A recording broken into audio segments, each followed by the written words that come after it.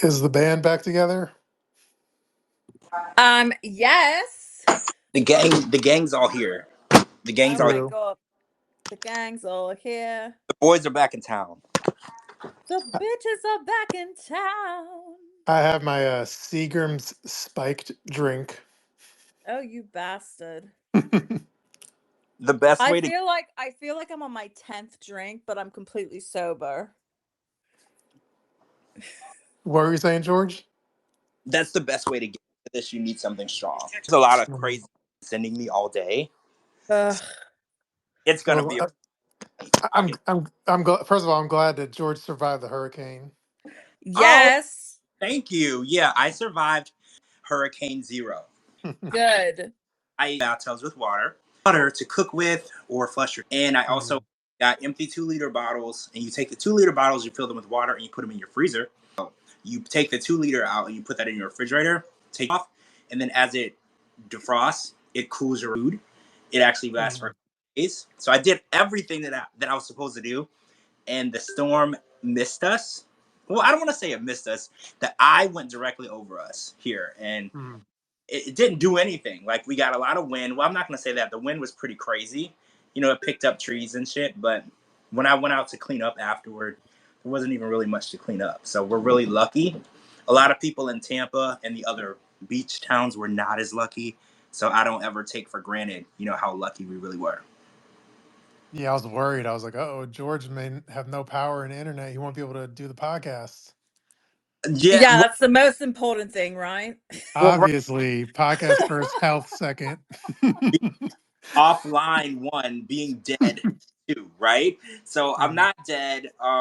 Oh, and I didn't lose power or internet. So yeah, I'm so lucky, right? Like, I don't take it for granted. There's actually people also are in Orlando that I speak to. A couple of them are on the show actually, and they lost power, right? Like, a lot of, and this to this day, I think the Walmart in my neighborhood still doesn't have power. Like, it's legit. Mhm. Oh wow. Well, I was so lucky. But should I spoil that? Should I spoil who? Well, the special guests that we're supposed to have in the next like 15 minutes, or should you just wait and if they come? Wait. Okay. Well, okay. The people listening, stick around at least like 15 minutes, and hopefully we'll have a It's special guest. Yeah, yeah, it's gonna be interesting. We you need to should. hype it up, Shabooty. That's what we Hmm. do. We need to hype the shit up. Yeah, Yeah, just that's when you're watching Jimmy Fallon, right? Every commercial break, they tease, Nah, fuck him. right? Wait, are we not Jimmy Fallon fans? I didn't know this. Um, Jimmy Fallon was on SNL, right? Yes. Yeah, fuck him. No, he's a horrible piece of shit. Okay. Anyways. So let's say Stephen Colbert. Let's go with that. Okay, yeah, I like He's Steven. okay, right? Yeah. So yeah. Yeah, Mhm. he's not a cokehead alcoholic, so that's good. Oh shit! I didn't know that. I did Yeah, not. I knew Fallon was an alcoholic. So I'm the only one that didn't know this good information. That's crazy. I just had a not so nice experience with him, so that's all I will say. I've never encountered him in real life, so that explains a lot. He's so fake though. Do you know when you see him on a show, like he looks so fucking fake, it's because he is fake. Like he's just a horrendous person. I'm just gonna say that. That's all. This is wild. I had no clue. Like, yeah, I've never encountered him in real life ever. Like, ever. Like, the funniest thing, I met Diddy, and like Oh. in Oh, in New did York. you did you get the baby oil? Were you invited to the parties? No, oh no, no, I was not. I was there in Times Square, and they were filming a video with Mace called "Welcome Back." And Ah, yeah, yeah, and I yeah. happened randomly, I was in Times Square for something completely different, and he was standing there, and it was in between takes, and I was like talking to him, and he, I don't know, I got a weird vibe from him, but not like raper, killer, creeper vibe, but like just a weird vibe in general, right? Like Mhm. I better like close my butthole vibe. No, I didn't feel like I was in danger of being anally raped or anything, but Oh, like, I that's don't good. somebody and they just give you like the vibe that you have. Okay, so when you see a celebrity on TV, you kind of have like a preconceived portrayal of who they are, and then when you meet Mhm. them, like a vibe that is contradictory to what you thought. That's kind of how I felt. Yes. Mhm. Yes. I've But, had that. by the way, Yeah, can I crowbar? yeah, absolutely. Okay, so yeah, just for the people that are listening, like we have like an outline or topics that we're gonna hit, and so we pass it around between ourselves, so we know what topics we're gonna hit. And so there's a topic that I forgot to list, and it's not on our list, so I just want to say it before I forget it. Speaking of like creeper stuff, what did you think of Jasmine posting that Gino sleeping picture today? I have a theory, Shabooty, on this Mhm. because no, basically for the better part of this year, Jasmine and Gino have not posted or spoke about each other on social media, right? Mhm. So my theory is before the 90 days is over, when it wraps, guess what show is premiering? Last resort. Uh-huh. I'm under the impression that since we're, I think, what episode are we on for before the 90 days? 5 or 6. I think that this is about the time that they're going to start pushing the last resort, and Hmm. they need to that they were together, when they filmed this last resort. So I feel like now her and Gino are going to start posting archive photos together. Like I feel like that's probably what we're experiencing, unless you feel something different. Do you feel like something else is going on? Well, the one thing I will say, she posted it, and then apparently all the comments were shitting on Jasmine, and then she deleted it within 15 minutes. Really? What Oh. did they say? Like, what were they shitting on her about? See, I don't know because she has me blocked, but that's just what I heard. Oh, that's right. That's right. Shit. So But yeah, you couldn't read. I think it was, but I know my reaction was negative because I was like, that's kind of fucked up. You're posting this Well, photo she of. posted a hatless photo with the Mhm. little patch of hair in the back. Like, I felt like, you know how you taken a super embarrassing picture of your best friend and you threaten to post it whenever your best friend does something horrible to you? I feel Mhm. like that was the situation. Because I was like, there's no reason why you should ever have posted Um, this uh, photo. can I tell you what it reminds me of? It reminds me of Russell Brand posted that photo of Katy Perry when she was in bed. Do you remember that? Wait, what was the photo? I don't It remember was just like this. a picture of her like at 2 in the morning when she was like barely awake and she like no makeup and it was just like fucking like awful. Mhm. Like she was in bed. This is when they were married and he took a picture of her and she looked so fucking pissed. Like that's what it kind of reminded me of. See, that is such a savage thing to do. Like, I feel Yeah. like when I'm in a relationship, it's an unspoken rule that we approve photos of each other. So if I take a Mhm. picture of we're hella drunk or we're doing something weird, I'm gonna seek your approval before I go and post you on the internet. Also, I want to bring up, I forgot about the dark side of Katy Perry's life when she was married to Russell Brand. I had completely. Yes. So can we just say good for her for overcoming that dark period, right? Because Mhm. good lord, how was she thinking? True. But by the way, just real quick on the Gino picture. So the caption that Jasmine posted was "My Sleeping Beauty," and then hashtag husby, hashtag love you and 90 Day Fiance. And then but my response when I first saw it, I said, nothing says still together like posting a private picture highlighting his insecurities. Oh, Right? that's Right though. I mean, it's true. the one thing that he is uber insecure about is his hair and his, the hairline situation going on. So you're right. That was a very vulnerable picture. And that, like I said, if I posted a picture of like that of someone, it's because I hate you. It is Hmm. what it is. Like, be honest, like you did something to me really, really bad and I'm getting back at you. That's why I would do that. Like if I knew that one of my friends wore a wig or wore a weave, I wouldn't go and wait until they take their wig off and they Oh don't my see me, god. right? Well, because you don't I, want to get fucking murdered. right? I feel like that is, he literally wears hats every moment that he's on camera and every time he's in public, he wears a hat. So she Hmm. exploited. It's also weird. Like it's a sleeping photo, so they're not even awake. It's like so it's even I more. know. It's more That's like personal. very voyeuristic. I Yeah. So yeah, I think you're right. I think that they're gonna start posting shit of them together, like the illusion of them together. Hmm. But I think it was being petty, and she used something in her arsenal that she could Hmm. use that would hurt him. because they're not together. We're not stupid, right? We're not Yeah. dumb. We together, but I think she's like, well, if I have to post this man on my Hmm. Instagram, I'm gonna embarrass him, right? Yeah, Basically, 'cause yeah. it's a big fuck you. Yeah. Exactly, because this is work for her, right? They have to promote the show that they did. Right. They have to pretend, that they are together, until we watch the show. Obviously, she's gonna dump his ass on the show, but until we see that, we don't know what the hell is going on. So Hmm. she's being paid as a job to associate with herself with a man that she hates, and this is her way of doing it.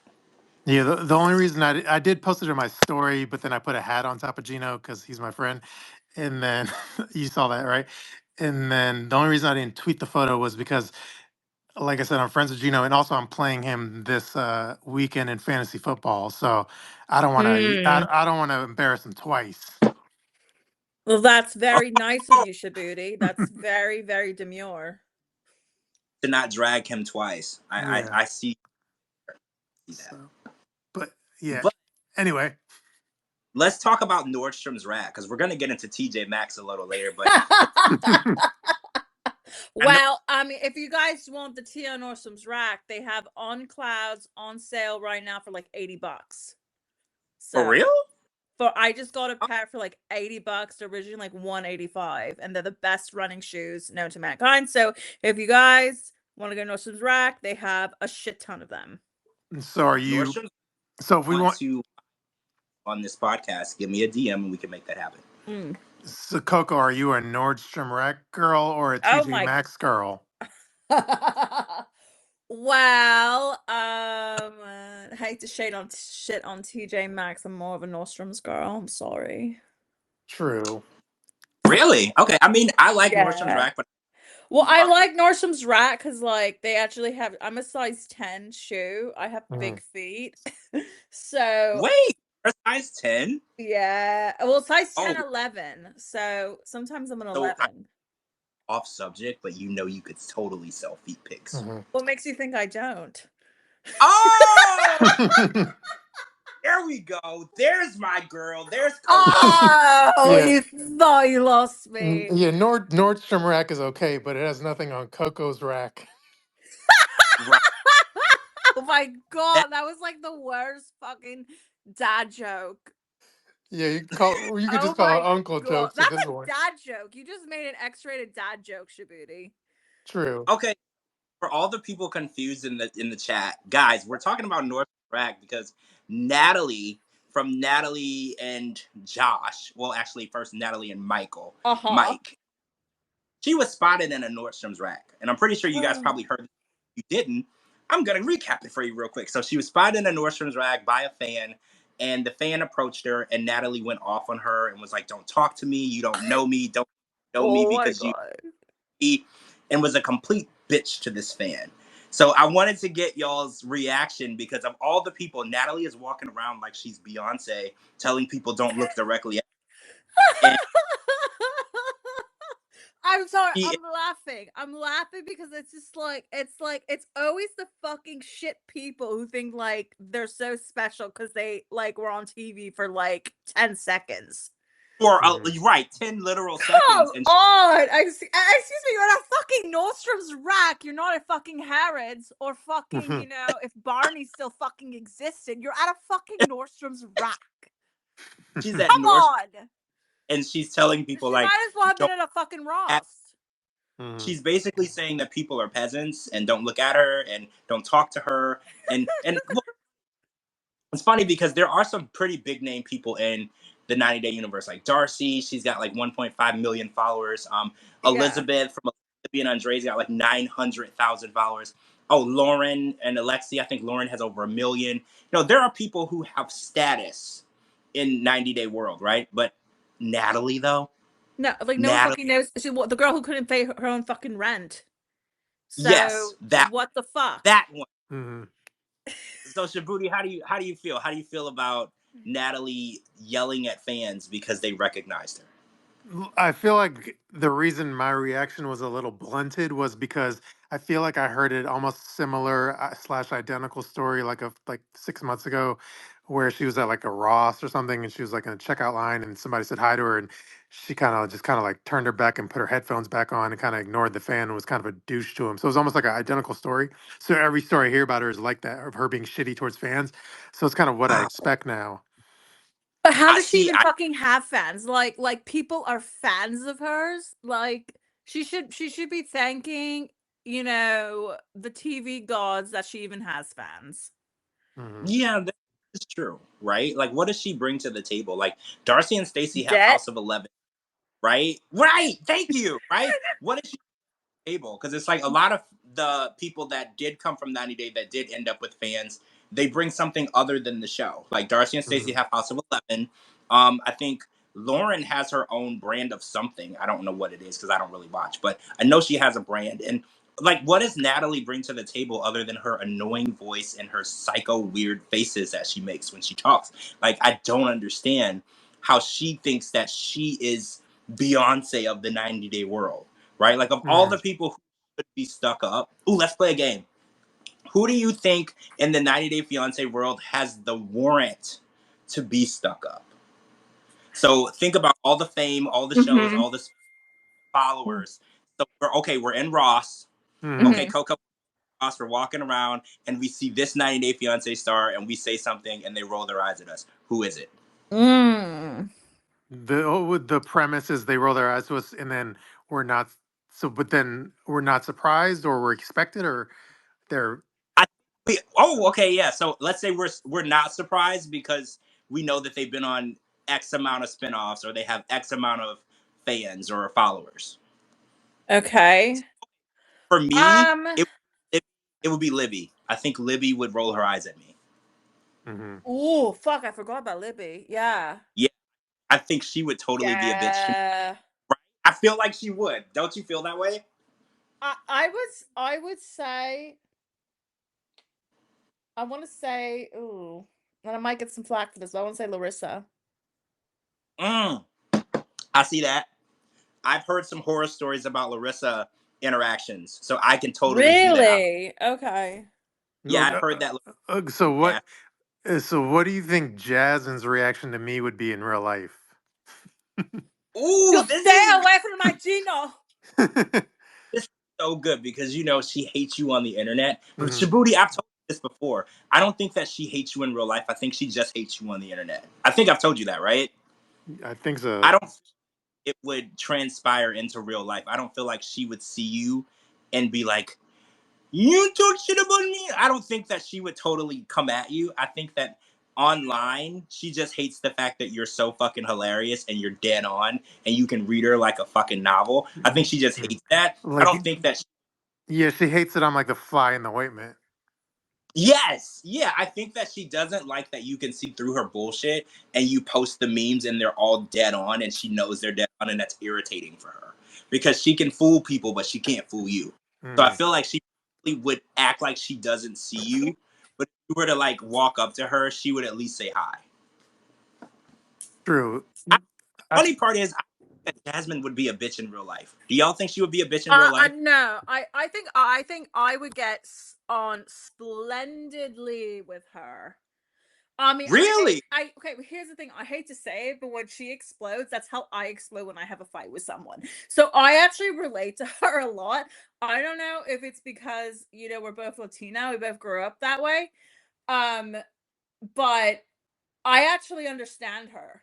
So I don't know.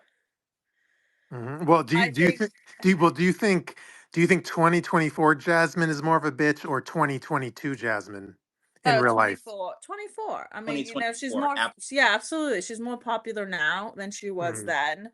And that's what happens. Your status blows up and you just become very, like I think people who've never had fame and never really had money and all of a sudden they get money and they get the fame, you know, I think they're entitled to act like a prick for like about a year or so, but then after that, like they need to adjust their attitude Yeah, the because no one's gonna want because like no one's gonna work with someone who's a bitch or an mhm. asshole.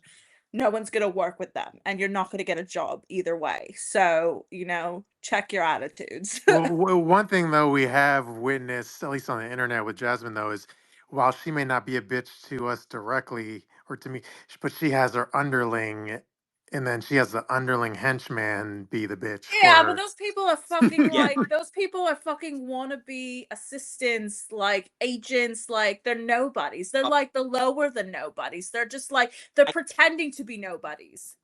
I call those the minions. The minions, they come in Yeah. and they do work for the star, right? They come Mhm. in and they pretend like They do they're a free public. work. They're like, I'll be your agent. Yeah, Hey, I spot you on Instagram. They send you a DM like, hey, can I be your agent? You don't have to pay me. Like, like that's who they remind me of. Mhm. yeah. Speaking, someone who's not a minion and hopefully knows how to unmute themselves is our new special guest, Julian. Uh-oh. Hey guys, how are y'all? Hi. What's good? Hello, How's it? Officer Julian House. Yeah, I'm honored to be here tonight, y'all. I really appreciate the invitation. Yeah, I know you've been We're busy with the weather. Oh man, I'll tell you what, it was bad down here. It's real bad. Oh, you guys got the end of Helene. Did you get any of Milton in Georgia, or was it just Helene? No, it was just Helena. Milton changed directions last minute, but after what we Oh, had, that. we didn't see. And see, Mom is up in Ohio, so she was totally safe.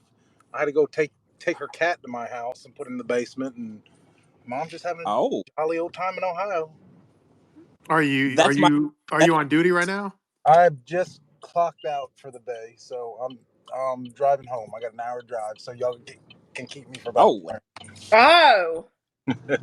so Ohio is my old stomping ground. Where is she? I was in Northeast Ohio. Well, see, Mom's was born and raised in Toledo, Ohio, and right now she's in Oh, Columbus with her sister. Unfortunately, my aunt and her sister's going through some medical procedures, but she's doing good oh, now. And Mom went up there to spend some time with her, and on top of that, I think she may be on a date, but we'll find out that soon. Oh, really?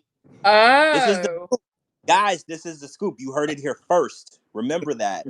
This is the scoop, and I'm happy for Miss Debbie. I think that she, of all people, deserves happiness after all the crap that she's been through.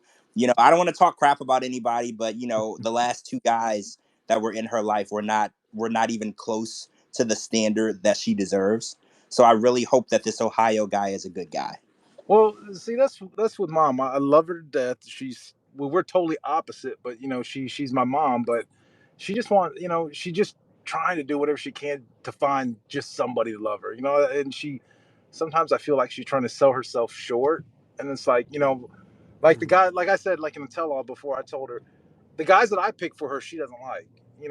Like the retired one-star general, the firefighter, because they're not artsy. She's very free spirited, as everyone knows my mom. Yeah, She likes the colorful rainbows, and me, I'm your black and white guy. Everything is one way or the other, and she's just it's but it's what makes it fun when we're together because and then we got my sister, her daughter is really religious. So when we're all together, it's really a hell of a show to watch. You got me, I you got my sister that's, you know, loves Jesus, or I love Jesus too, but she's just like way, way more than I do. You know what I mean? And way more than Mom. And Mom's just like Mhm. the hippie child. Oh, everyone loves everybody. This, that, and the other. So it's if TLC could ever, we had her film one episode with us, and it was a good episode, but my sister backed out the last minute. She didn't want it to be aired because oh, she didn't want the public being put out on yeah, TV and all that stuff. I get. I get that because once you do it, there's no going back.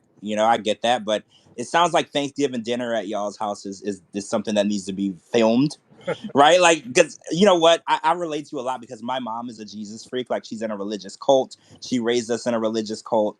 I could only go to religious school. I could only talk to people in that cult. So, and then I escaped the cult when I was 18. So I was but my mom is still in it. So, like, I really relate to how that feels of being I'm religious, I'm spiritual, but I'm not like obsessed. So like when we get together, I totally know how you and your family, how that feels. Right, exactly. And like I have to watch out what I say. I don't like I really am careful about using choice words around children and but like if I'm in a comfortable area with people that I cuss like a sailor. I'll cuss this, that, and the other. But I got to watch out even like PG words to say around her. She'll get mad. You know what I mean? It's like, Oh my Wow. gosh. it's like, oh come on. I love you to death. You're my sister, but you're driving me crazy. Yeah. Yeah, I grew up in a really religious, like, I mean, not insane religious, but like, I mean, I went to Hebrew school for like 15 years and all that stuff. And then I was always told when I was very young, like that I was always gonna have to marry someone who is Jewish. And then like I ended up with someone who is like an ex-Catholic atheist. So there you go. Yeah. So yeah, I mean, you guys all pretty much know how I know what I'm talking about. Yeah. By the way, Yeah. Julian, I know you were viral the other month with that video in Atlanta. Talk about that. So Well, yeah. first of all, Julian has been viral several times. This is not the first time that I've seen Officer Julian go viral. Okay, Julian, go ahead. But I just want to bring this up. Yeah. He's a hero multiple times. Oh, thanks, George. I appreciate that. Um, but where I work in Atlanta, it's Clayton County. It's a very populated area, and it's a crime. It's one of the highest crime per capita in the state of Georgia. So Oh. we have like not too long ago, I did a county video where we were looking for a murderer. That went viral. And next thing you know, when the murderer saw it on out on all over social media, he came and turned himself in. And that went viral. Then this person that I can't remember her name, but she had a shop here in South Atlanta, and she sold a lot of beauty supplies. She was well known amongst of the locals. Everyone liked her. She was good people. I heard stories that she would give out free hair products during Christmas time, to the less fortunate, and so she ends up passing away, and she has like over like $1 million worth of inventory, and she comes from a different background culture.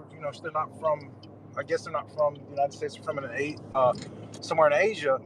And when she passed away, no one let anybody know. Nobody let the landlord know. Nobody let her workers know. And so she just stopped showing up one day. And then the manager would open the doors. And nothing was getting paid, unfortunately. And then when we found out, we contacted her. Well, I'm sorry, I was going a little too far. So the landlord's like, hey, I don't know what's going on. This lady hasn't paid her rent. She's never missed rent ever. She's always on time, always polite. And so he lets it go. He thinks maybe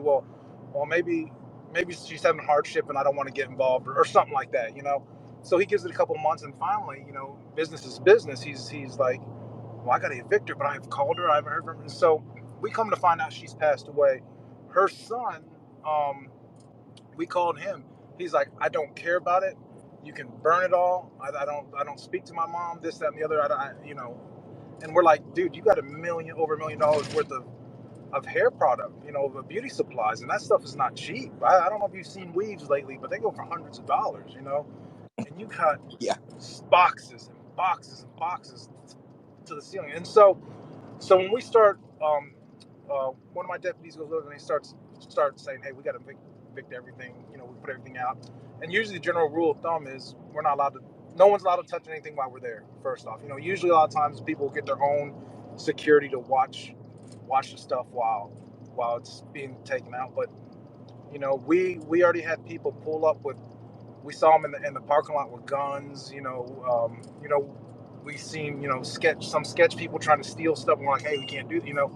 And so somebody goes and says, well, it tells them everybody that the owners passed away, and that's when everyone's like, oh, well, then let's just grab it. So we had to go out there, and they had to call for backup. I didn't come out there until probably about 30 minutes into it. But by the time I got there was like high schoolers getting out of school, and we had probably, gosh, I want to say we had in the thousands of people that were ready to like start fighting over each other, people brandishing weapons about who's going to get what. And so the end of the day, my sheriff's like, well, if he's not gonna come get it, we're not gonna let him have it free for all. The sheriff's office ended up taking it into custody, and then we're gonna dump it at the landfill because it was so much violence already starting to occur right then. We were originally going to say, okay, hey, make a line, everyone pick something, but then it just got so nasty, and we're already fighting. We decided not to, and then the most recent one that kind of went all over the place down here was the lady that I had to save from drowning. Her car was during the flood. It, it I ended up blocking off a road, and people sometimes they think they can drive past the blockades, and it's a good idea. She drove past my car, and I'm the only one on the street, and the power's out. And she drove past my car, my lights are on, and her car sinks into the sinkhole. It's like so deep that I mean, even me standing in it, it comes up to my hips. Where the video of it, you can see where I'm trying to grab her. She's like, I can't touch the ground. Like, we were sinking because her car was so heavy, and the road gave way. And she's just like, oh, Lottie, I just decided to drive. And I'm just like, where's people's common sense? You know, I don't just sit out here and stand in the flood for my health. You know, I'm telling you not to go this way. You know, she she she would have sank if me and my buddy didn't get to her in time. She would have probably drowned because her car kept sinking down where because the engine was so heavy and the land was giving away. It was just crazy. You know, no, I don't know. I just happened to people always happen to catch me doing something. You know what I mean? I'm like, oh yeah. So what happens when something like that happened? Like, was she charged with anything, or was she just told, you know, you did what you did was stupid and y'all let her go? Like, because your life is also in danger, right? Like when you were saving her, you were in danger too. So like, did something happen to her for driving through the blockade? you know, I could have. I'm not a dick cop. You know, I don't. If people's lives are already screwed up and as hard as it is, I'm not gonna say, well, here's $400 citation. You know, I'm gonna. I had to tow her car, and our car got totaled because all the water. You know, I'm just not like that. I'm not that cop. You know, I'm the cop that's more likely going to give you a break because you were honest than now if you ran your mouth and you were shitty to me, then I'm you know, then I'm gonna be a jerk. But for the most part, I mean, unless you do something really stupid, then I'm just gonna be like, that serves you right. But that's all you're getting from me, you know. You know what? You're the only cop that has to worry about a 90-day fiance Reddit to break his balls. Oh, jeez, yeah. I wish one thing that when TLC told me, "Hey, you're going to be on TV. This is all going to happen." I wish they would have gave me a class on what to expect because there are people that just hate me just to hate me for that, and it's like it's almost I'm like almost honored in a way that someone is taking their time out of their personal life to go get divorce records of mine or finding whatever they can of me or talking about how my this and that and the other that I'm a scam. I mean, it's crazy. It's really crazy. It's funny that they got that much time where I'm so that damn interesting that you need to go get my divorce records and talk about my life. I mean, it's kind of cool, Yeah. but then it's kind of like, come on, dude. And they're like, oh, like the latest one I read was how's a horrible ex-husband to my wife, and my wife hates my gut. My ex-wife hates my guts. Blah blah blah. And that's why I'm babysitting her dog while she's at the Grand Canyon because I'm such a horrible person. Yeah, it didn't work out. There's a lot of false information that's out there. It didn't work out. I still love her very much. She's to me. If she called me and says I need help with something, I'm gonna help her. But people make me out to be like some of these bad people that are 10 times worse than me on the show. You know what I mean? And I'm just like, damn, dude. Well, for me, the irony is the person that you are on the show is basically the person you are in real life.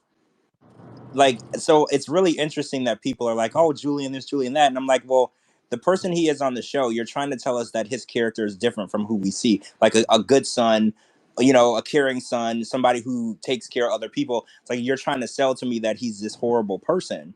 And it's like, well, first of all, he can't be a scammer. He's a cop. There's every type of check that they do in order for you to be a cop. And even while you're a cop, if you do one wrong thing, they throw the book at you because they hold you to the highest standard, right? So it's like they're wasting their time. And it's like they're trying to assassinate a character, of someone who there's literally nothing to find. Like I've seen all the BS stories. They're like, oh, he's a scammer and he lies. And I'm like, Okay, so the police department would keep a cop on their force who's on TV. You know, who all this information would be there if it were true. It's sad that there's so much hate associated with reality TV and with the 90 Day Fiance world. It's like people dedicate hours and hours of time to just spreading hate and lies and misery. And I think that's the real dark side of this part of it. Because it's like I love the show, I love interacting, I love podcasting, I love talking about it. But then there's people who take it way too far. And I think that's where it gets ugly. Yeah, and I mean, a lot of people are like, oh, you're an asshole. I'm just a sarcastic person. I have a really different sense of humor. I'm not, and like people are like, oh, you're so mean to your mom, this, that. And I'm like, but that's me. She knows if I don't mess with somebody, that means I don't love them. You know what I mean? I'm the type of person. Like my best friend, I'll call him up and say, hey, what are you doing, asshole? You know what I mean? And that's what I show my love in a different way. You know, if I'm not messing with you in some sort of way or giving you a hard time, that means I don't love you. You know what I mean? And Yeah, like occasionally, like people will try to send like dirt on you, and then but they don't realize that like you're one of the few people I've like talked on the phone before, like that were tight. So I kind of ignore it when people try to send me bullshit on you. I appreciate that. And see, that's why I love you guys. You know, you guys are my favorites because you guys are real. You're real. You know, there's people that just like grab stuff out of. I swear they grab stuff out there. There was one I mean, oh yeah, someone I forgot who it was. I'll have to go back and check, but they requested an open records act on me, freedom of information for law enforcement. They wanted to grab my whole record, and then I guess they were looking for bad stuff because I mean, in my record says I've been awarded the Medal of Valor for bravery, or I saved somebody's life, this, that, and the other, but hey, I never hear them talk about that. They always talk about, oh, he's a scumbag. He's scamming people. But yeah, you Can you imagine the anger when they requested that and they got all of the information good, and how disappointed that they were that they had nothing to use? Can you imagine, like, to take all the energy to go and request records on someone just for a hateful, an ugly reason, and then you get the information and it's nothing but positive information. I hope that they felt, how useless they are in that moment, because that's how useless they really are. yeah. I mean, it's like if you live your life just to find the bad on anybody, and I mean, don't get me wrong. There's some people that that are I think that are really bad people that if they were on fire, I wouldn't piss on them. You know what I mean? But Yeah. I mean, they've kind of made their own bed to lay in. You know, if you're gonna go around, you're gonna treat people horrible, and what goes around comes around. I'm a firm believer. That's why I'm scared to do anything wrong because within 5 seconds, for me doing something wrong, I'm gonna break my foot or something like that. You know, something stupid's Mhm. gonna happen to me. It's karma. So Julian, I know you did Pillow Talk with Jen. How did that go? You know, I love Jen to death. She's cool. We had a lot of good, a lot of fun. Um, but I can't get into detail too much, right? But I kind of got my eyes set on somebody that maybe TLC will bring out. I don't know, but we'll see. So I've been kind of just chilling out on that. But Jen is a friend. I love her to death, and I'll do anything for Jen. Are you watching the newest Before the 90 Day season? I have to get caught up. I've been working a lot of double shifts, so I Mhm. haven't seen. I'm not where anybody's at right now. Probably, I still got, I guess, a lot to watch and to do on my next 2 days off. Okay, so then my next question is going to sound out of left field, but do you want to go on record and say you don't have gonorrhea? Oh, yeah, I don't have gonorrhea. At least not that I know of. I don't have gonorrhea. I think when I go Okay, up use the bathroom every morning, I'm not hurting down there. So, thank. because there's a guy on the new season that proudly does. So, Oh yeah, yeah. I've heard about.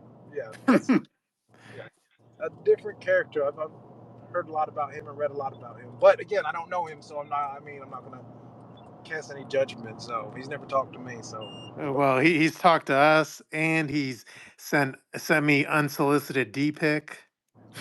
well, dang, look at you. You're just so lucky, ain't you? That's not the kind of insider I wanted to be. Yeah, he's definitely, uh, yeah, left field for me. You know, I mean, Mhm. whatever floats his boat, right? He likes to send uh, pictures. He likes to send happy pictures to people. More power to him. Especially you. I think you of all people deserve those pictures. No, he has Oh, to. He needs to say those for your other girlfriend, Captain Picard. Oh yeah, how's she doing? You know, I wish she was gonna be on tonight. Oh, she's awesome. She is so she's awesome. great. Just got married, actually. I know. You better tell that guy to be nice to her. Don't make me come down there. We we haven't seen him yet, so we definitely have to make sure he's a good guy. I know it's too late, but he still has to pass the friend test. We have to make sure he's a good guy. Absolutely. You guys got to keep me posted on if I have to go deal with Yeah. it. Yeah, I was gonna say we might have to, take a trip up to Pennsylvania and just, fill this out, make sure he's a good guy. That's So right.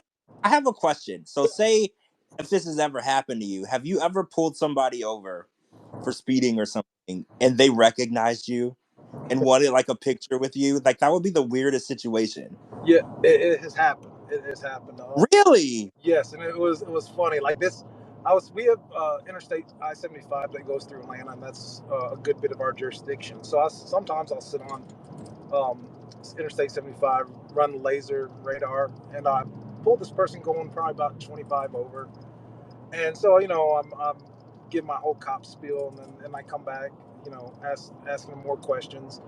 They're like, I know this may sound funny, but are you Miss Debbie's son? And I was like, I was like, I'm trying to like not smirk because this is like one of the first Right. times that this happened. And I'm thinking to myself, oh shit, what do I say? I'm like, I was like, yeah, I am. And she goes, I know you look familiar. Oh my god, I got Miss Debbie's son. And she's on the phone. She has her phone on because a lot of people keep their phone on talking to somebody when they get pulled over. And she goes, this is Miss Yeah. Debbie's son. And I was like, and I was like, I can't give you. I was thinking to myself, I can't give her a ticket. You know how shitty I would be. Someone's over here liking me this much, and I just write her a ticket. And so I'm like, yes, I'm. Then she goes, oh my god, how's your mom doing? We love your mom. This, that, and the other. And I was gonna FaceTime my mom. I was gonna go back to my car and FaceTime my mom, but I was like, oh my video camera's on, and I could see the sheriff throwing a fit about that. But I was like, yeah, I was like, yeah, and then she's like, she took a picture of me standing at her car when I smiled for her. But I just, when people say they know me, and I just like, I can't be mean to them. You know what I'm saying? Like So Well, your body cam was on, right? yeah, my body camera was on too. right. Because I would wonder, like, does it affect how you do your job? Because like a cop is supposed to be stern and uplifting the law, like no bias or anything. So how does it affect you when people are like giving you so much love and you've got to uphold the law? Because I know that's really hard. Yeah, and if it's something at my discretion, I usually when it happens every now and then, I'll smile and take a picture with them as they'll ask for a picture, and then I'll just say, hey, slow it down, or keep calm. Just don't do anything crazy. Like we did a job at Rick Ross's house. He has a he Oh, has a mansion out here, and what does he does is he'll hire a bunch of off-duty police officers, and we'll do security at his parties and his car show. So basically, we stay on the perimeter of his house, and so I don't know who it was. We have so many young R&B rap starting artists out here, and so you see them quite a bit. And one of them rolls down the window. He goes, "Oh, you're the cop that's on TV. You and your mom." And then he took his phone out. He goes, "I'm taking a picture of you. I'm sending it to my girl." I wish I knew who he was. I didn't know who he was though. Hmm. He was driving in a nice. Well, he was a passenger in a nice car, and they pulled up to Rick Ross's, and I'm just like, dang man, it's crazy how many people know you now. Let's see. Yeah, and then it happens when I'm walking in Atlanta. I'm just like a nobody. I'm like, what happened to these people? You know what I mean? It's like Well, yeah, ATL's crazy. it's so yeah. crazy. It's just like I'm nobody special. I'm just a son of some lady that was looking for love. You know what I'm saying? And I just it's Well, I beg to differ. I think that this show has taken on a life of its own, and I think it just celebrated 10 years, and it's like it's really taken on a life of its own, and I put it up there with like Teen Mom and Vanderpump Rules, and I feel like this show, Kardashians, like it's on a really big high status, and it used to not be that way. And I think we talked about this recently on the podcast. It happened around COVID is when the show really took off, and I think like now it's putting you up on the list. Like ATL, I call like little LA, right? Like, 'cause ATL is like there's so many celebrities, so many movies filming, so many artists everywhere, so many shows. I call it Little LA. So putting you in the mix of all that, I think that it's only expected, right? I think people, because so many people, even if they can't put their finger on who you are, because I do this all the time. I'll see somebody, I'm like, I know that person. I just can't think of who they are. I know them. I know them. Because I know that you get that. You go somewhere and there's like 5 people just staring at you. Yes. They're in there. They're like, I know who that is. I know who they just can't put their finger on. And I think that's just, it's kind of like your life now, right? Yeah, and you know what's funny? I was at Dragon Con. I'm a little bit of a nerd too, so I like my Star Wars. I grew up with stuff like that. So I went to Dragon Con, which is like a big sci-fi convention in Atlanta, and this guy walks up to me, and goes, "I know you," and I'm thinking, "Oh shit, did I arrest him?" Because every now and then I'll run across somebody I arrested. I'm like, shit, did I arrest this guy? He goes, "You were on TV, weren't you?" And I was like, "Yeah." And I was like, "Whew," I dodged that bullet because every now and then I'll get somebody that I arrested come up to me and say, "Hey, well, you arrested me, blah blah blah, but thanks for treating me nice, and stuff like that." And I'm like, "Oh shit." Oh, So, some that's scary.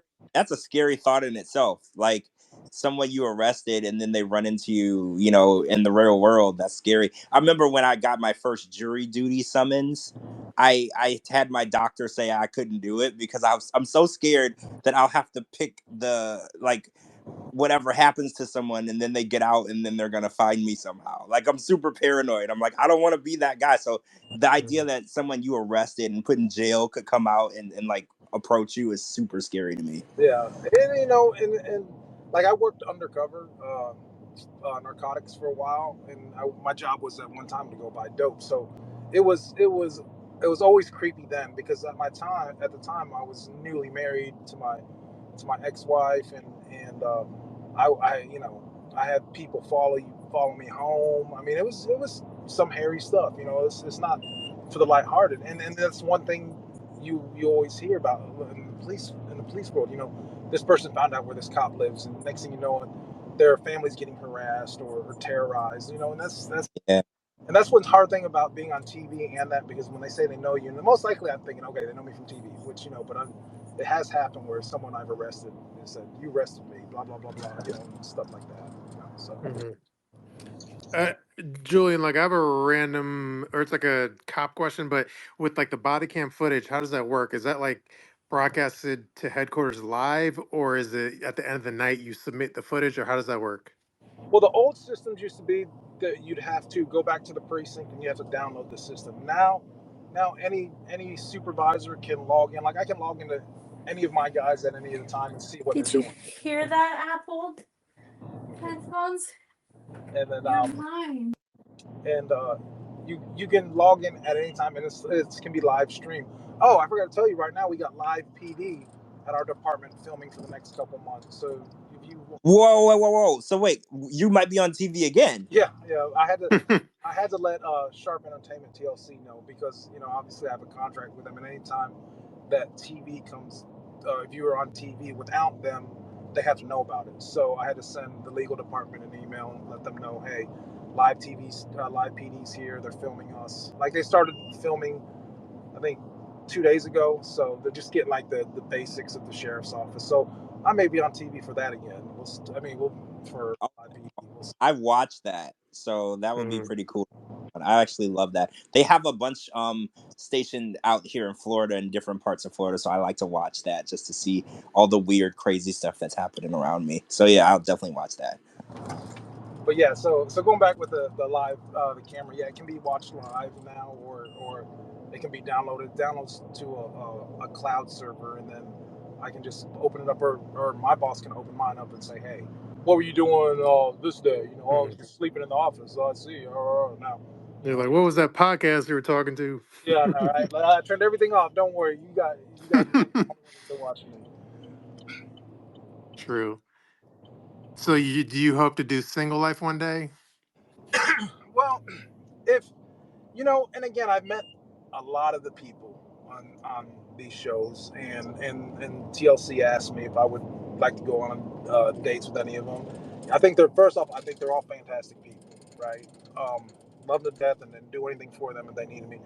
But I'm I have I want to. I'm at the point in my life where I like my peace. You know what I mean? I like my peace.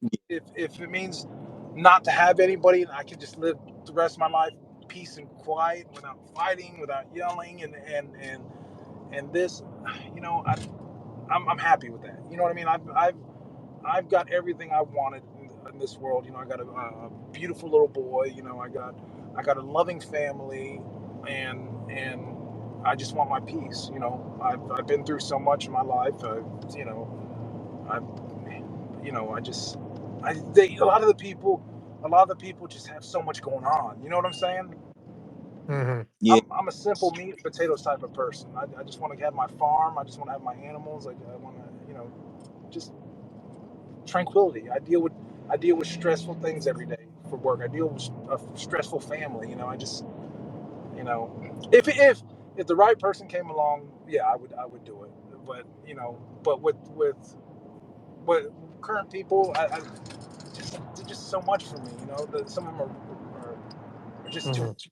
You know, I think they're great people. Don't get me wrong, and I would hang out with them any day. But to marry and to settle down with some of the people that are on there, I couldn't do it. True. interesting. You know, it's just I mean like so I don't even make a year amount of income of what some of these people spend on themselves. You know what I'm saying? And I'm like you went out and buying a new purse that's $15,000, $20,000. You know, to me that's a lot. You know, and that's a few paychecks of mine that you can get that. You know what I mean? So I don't think I financially make people happy either. You know, because everyone in today's world is, I want this, I want that, I want this. You know, yeah. I mean, I like nice things too, but you know, at what cost? You know what I mean? My sanity. Yeah, yeah, I agree. The expectations in relationships Hmm. are outrageous.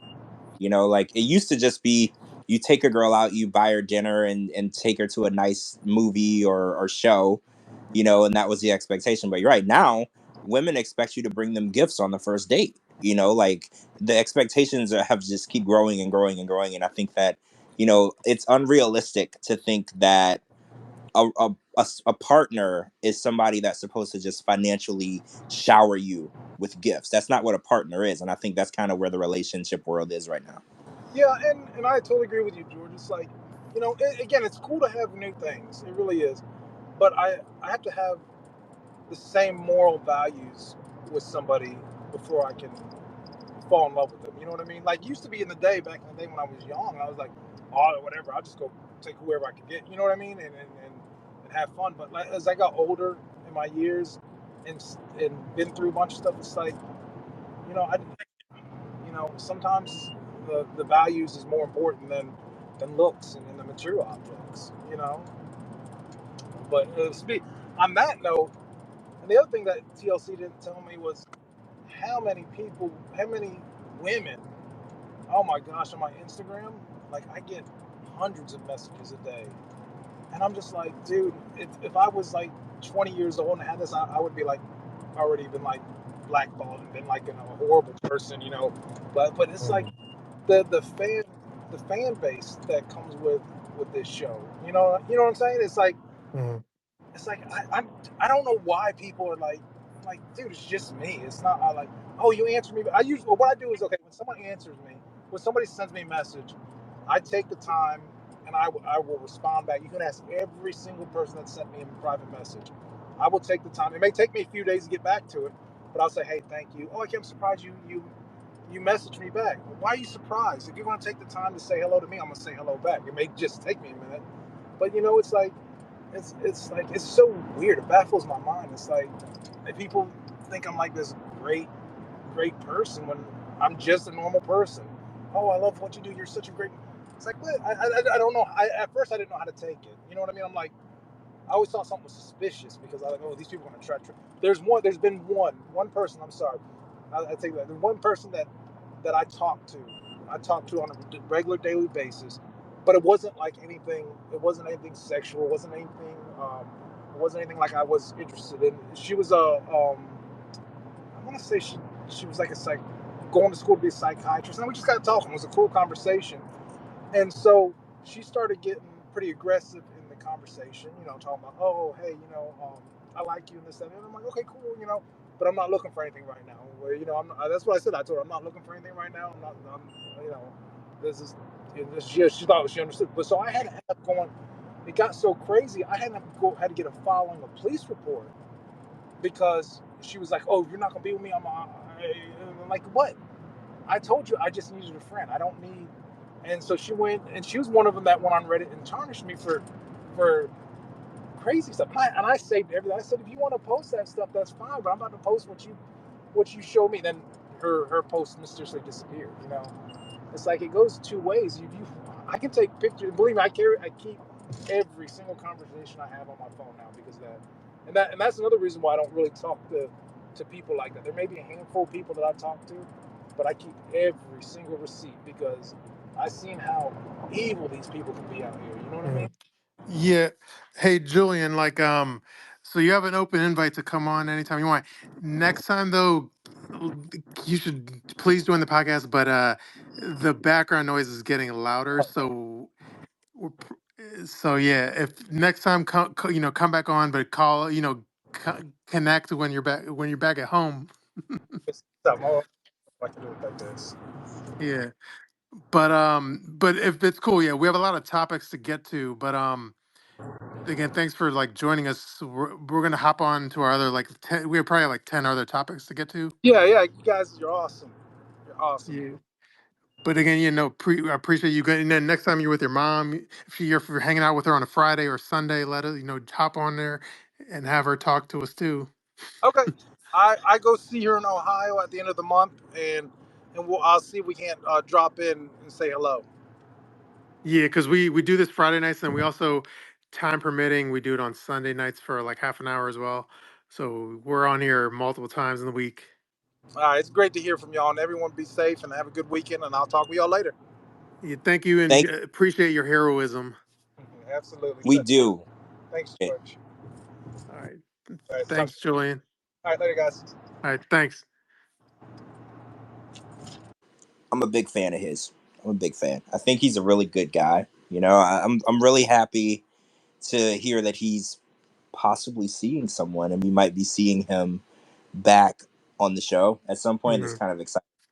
Fingers crossed, you know, it goes in that direction. But okay, so we're gonna get into some of our other topics that we have. Guys, we have a shit ton of topics to cover tonight. I don't know what happened this week.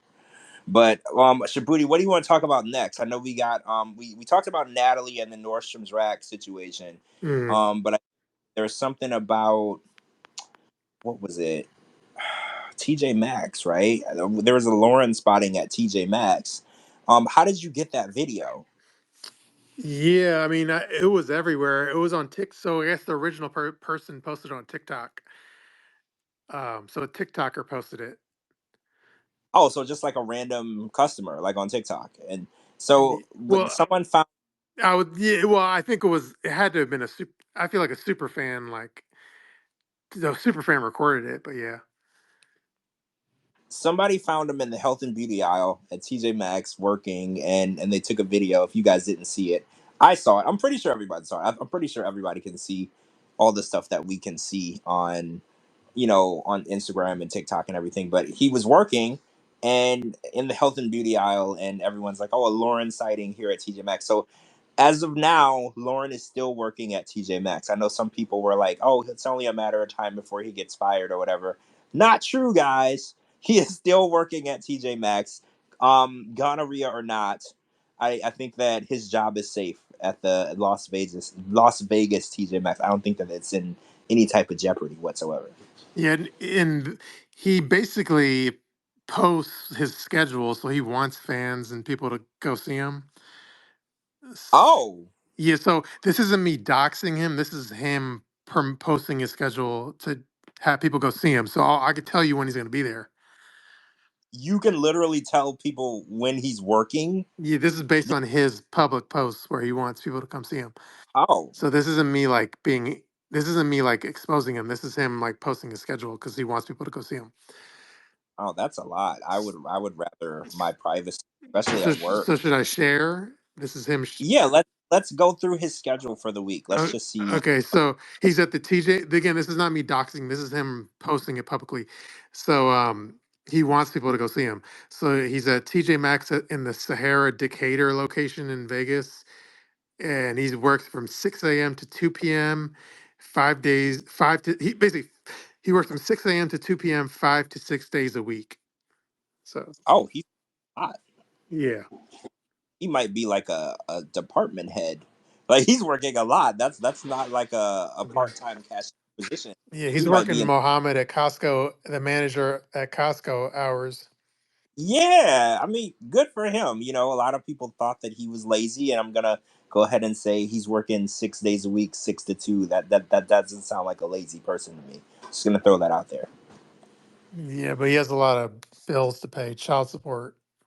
Oh yeah, he's got lots of bills to pay. He's definitely got his work cut out for him. So I guess, guys, if anybody is interested in seeing Lauren in the TJ Maxx in that area, you know when to go. Be careful though; he may or may not have gonorrhea. Hmm. So just be careful, keep your distance, keep it professional as well. He's on the clock. You know who else posts where I don't want to say that she posts where she works, but Soldier Boy posted a photo of baby girl Lisa's job. She works at a smoke shop, and there's a sign in front of the smoke shop that says come inside and meet 90 Day Fiance's baby girl Lisa. Did you see that post that Soldier Boy posted? Yeah. So I asked Lisa. I said, "Hey, is there any validity to this post? Is there really a sign in front of your job that says come inside and meet 90 Day Fiance's baby girl Lisa?" And she said, "Yes." She said that is true. And I was like, "Did you put the sign out there?" And she said, "No, the owners put the sign out there." So, do you believe that? Do you think the owners did it, or do you think that she wants people to come in and see her? I feel like she probably I feel like she financed the sign. Well, that was what I was thinking too, right? Because I was like, I don't think the owners care, that you were on a TV show. They just care that you show up. But I do think that when people come in and they recognize her and maybe like ask for a photo or say, I remember you from the show, that might be something she enjoys. So I think, because I know for a fact that she is the manager of this smoke shop. So I was like, I think if the sign is out there, I think that the manager probably did it. But that's just my theory. I can't prove that. She told me she didn't do it. I asked, but I think that she likes the attention that when people walk in and they're like, "Oh, your baby girl Lisa from 9 Day Fiance." I think that she gets a kick out of that. Yeah, like we may have talked about this last show as far as Lauren goes, but one thing he does that I find a little off-putting as far as social media is so like if I do a post about him and then my followers comment, he'll basically friend request every woman that comments on my post about him. So he'll friend Yeah, request, and then if they accept, he'll immediately DM them and give them their phone, his phone number. yeah, you told me about that. That is so. I don't know what the word is. It's not. I don't want to say creepy, but it's strange. I think it makes it more strange that he DMs them immediately and gives them his phone number. I Mhm. think that's what goes down the strange road because following people on social media doesn't make you a weirdo. But DMing the people immediately after and then sending them your phone number, that kind of makes it weird. Like Yeah. and then the way that he only does it for females is also weird, because and he told us that he preferred women that were trans that were pre-op. So why is he, giving his phone number to women? Like so I'm confused. Yeah, it's weird. So I guess that's one of it wasn't a topic on our list, but there were some posts that came out this week from Reddit because I think he started his own subreddit, and then in the subreddit he was saying, but some of it was like because sometimes I wonder the most recent stuff. I'm wondering if he's throwing like mixed signals to throw people off his scent, because Oh, so I know when he was on the podcast with us, weeks ago, that was like the real tea. So now I'm wondering if he's just throwing like bullshit out there. But the latest thing that he threw out there was he's not, mainly only into women, and he's not gay, and he doesn't like that. okay, Yeah. I saw too. And this is very contradicting because on the show, and then what he said on the podcast not even a month ago was that he prefers to be. He said that his dream, even since he was a child, was to be with a woman who had a penis. That's literally what he said. So now he is throwing out there he doesn't like trans or men. He's not gay. He only likes women. So it's very contradicting. It's very confusing. And like you said, maybe he's throwing different things out there to get a rise out of people. I don't know. Like when people do stuff like that, it makes me question everything. Like Mhm. remember the girl back in the day, her name was Stephanie Mato, and she was on, I don't remember what show she started out on, but she eventually, maybe the other way, because she was going to maybe Australia to be with someone. She started out trying to date a guy, then she ended up dating girls, and now I think she's dating guys again. And it makes me wonder, when people do this, are they really gay or lesbian or bisexual or whatever, or are they just trying to stay on TV or get on TV? And then it brings me into that realm of I don't know what to believe.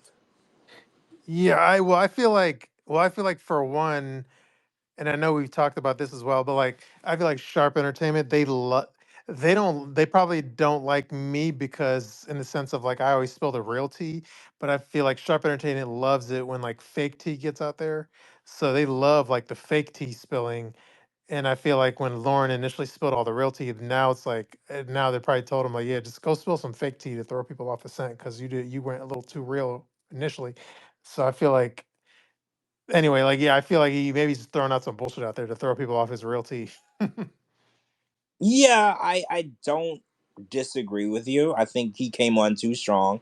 I think you're right as well with Sharp not wanting all the tea spilled right away. I think that they would rather, if they are going to spill tea, they would rather do it a season or two after. Like they want to milk it as long as they can, make as much money off of it as they can before you just tell what happened. So let's get into this Shitty and Renee. I want Hmm. to call her so damn bad. This Chitty and Renee situation because first of all, she claims she and Chitty were disinvited. Is that a word? Disinvited? Uninvited? I don't know. Hmm. From the tell all. And I want to get your reaction on that because, we saw that Chitty's sister, Victoria, and Chitty posted some information saying that Renee and Chitty hadn't been together for over a year. Then she got accepted onto the show. Because I don't know if people realize this, but the casting process, it actually takes a long time. Like, I know people that signed up for the show and they got a Zoom interview and everything, and then they didn't hear back from the show for 9 months Hmm. to say that they were interested. So basically, the story is that Renee and Chitty were not together by the time the show reached back out. And instead of being honest and saying, hey, well, we're not together anymore, we're not going to be filming together, they filmed together anyway after they broke up. Hmm. And Victoria released that information. Victoria is Chitty's sister, by the way. She released that information online as well as Chitty released some information. So do you think I don't know. Do you Well, think that the reason why they're not invited to the tell all is because that information was leaked, or do you think it's something else? I feel like that's a good point. Or let me ask you, answer a question with another question, which is, do you feel well, yeah, so she kind of spilled the tea, but then also it's like do you think casting is pissed off that they went forward with the show?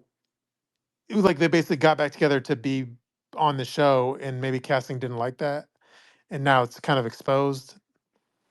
Well, okay, so I'm gonna say this. There have been times where casting knew Hmm. that people weren't together. Like for instance, well, no, I don't want to say who it was, but for instance, there were some people who were started out filming the show and they were together, and then mid-season broke up. Hmm. And okay, so after casting has gotten involved, they casted you, production is involved, they begin filming with you. They will know that you broke up. They will request that you continue, well, finish the season, right? Finish the production. Yeah. So they don't mind if you fight or you have issues or maybe you break up towards the end of the season, but they want you to continue with what you started. So I'm beginning to wonder if production knew that they weren't actually together or not. Hmm. Yeah. But yeah, I think at the end of the day, I would assume so. If what's her name?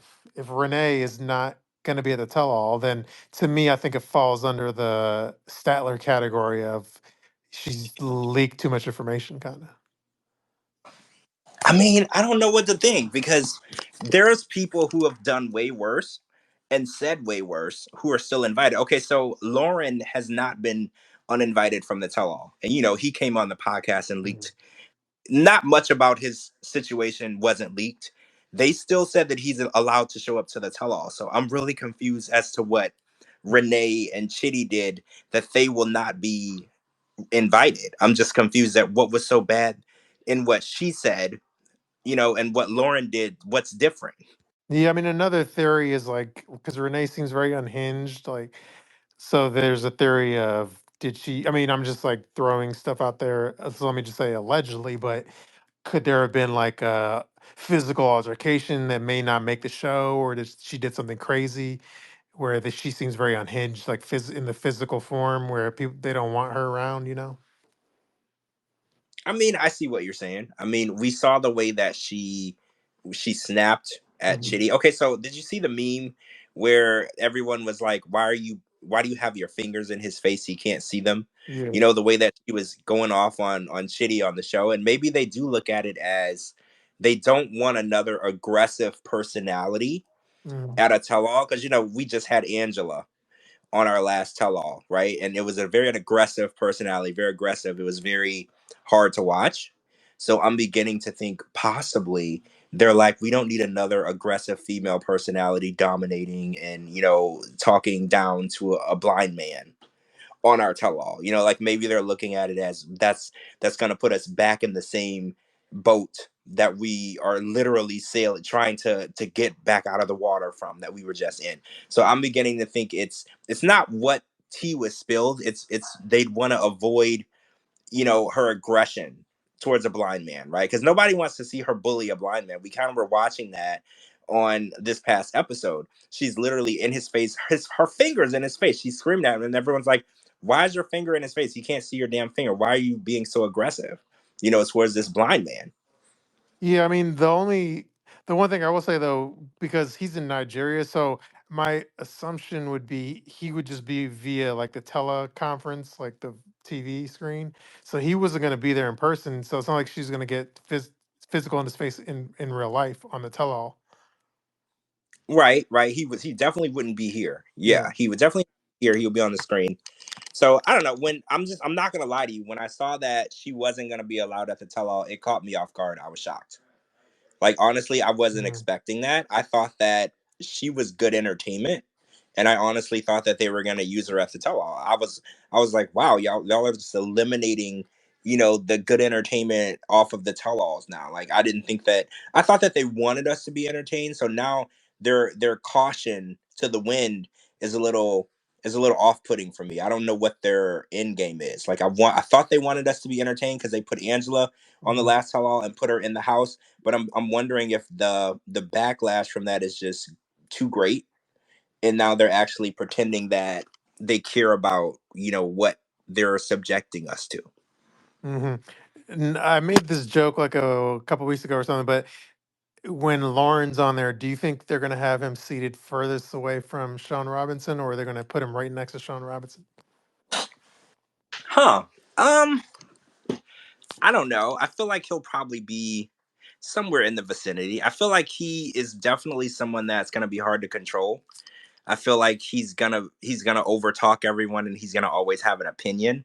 Like I don't know this. I just feel like how when you're watching this all and it seems like there's someone on there who just has an opinion about everybody. I feel like that's gonna be Lauren. I think it was Sparkles on the Mhm. one tell all. He just had an opinion about everybody. No matter what was going on, he had something judgmental to say about everybody on the panel. I think Mhm. that's gonna be Lauren.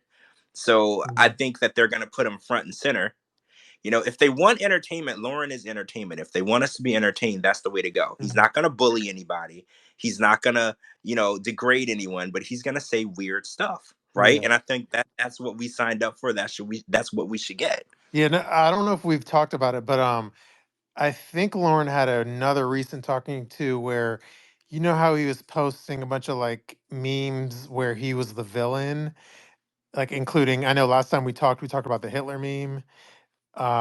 So he was doing all these like villainous memes, and I think he had another talking to, where they said cut out all the shit with the villain memes. So now he's doing like positive memes. So that's why he did like the Gordon Ramsay meme, and he did another one I forget. But now he's doing more positive memes.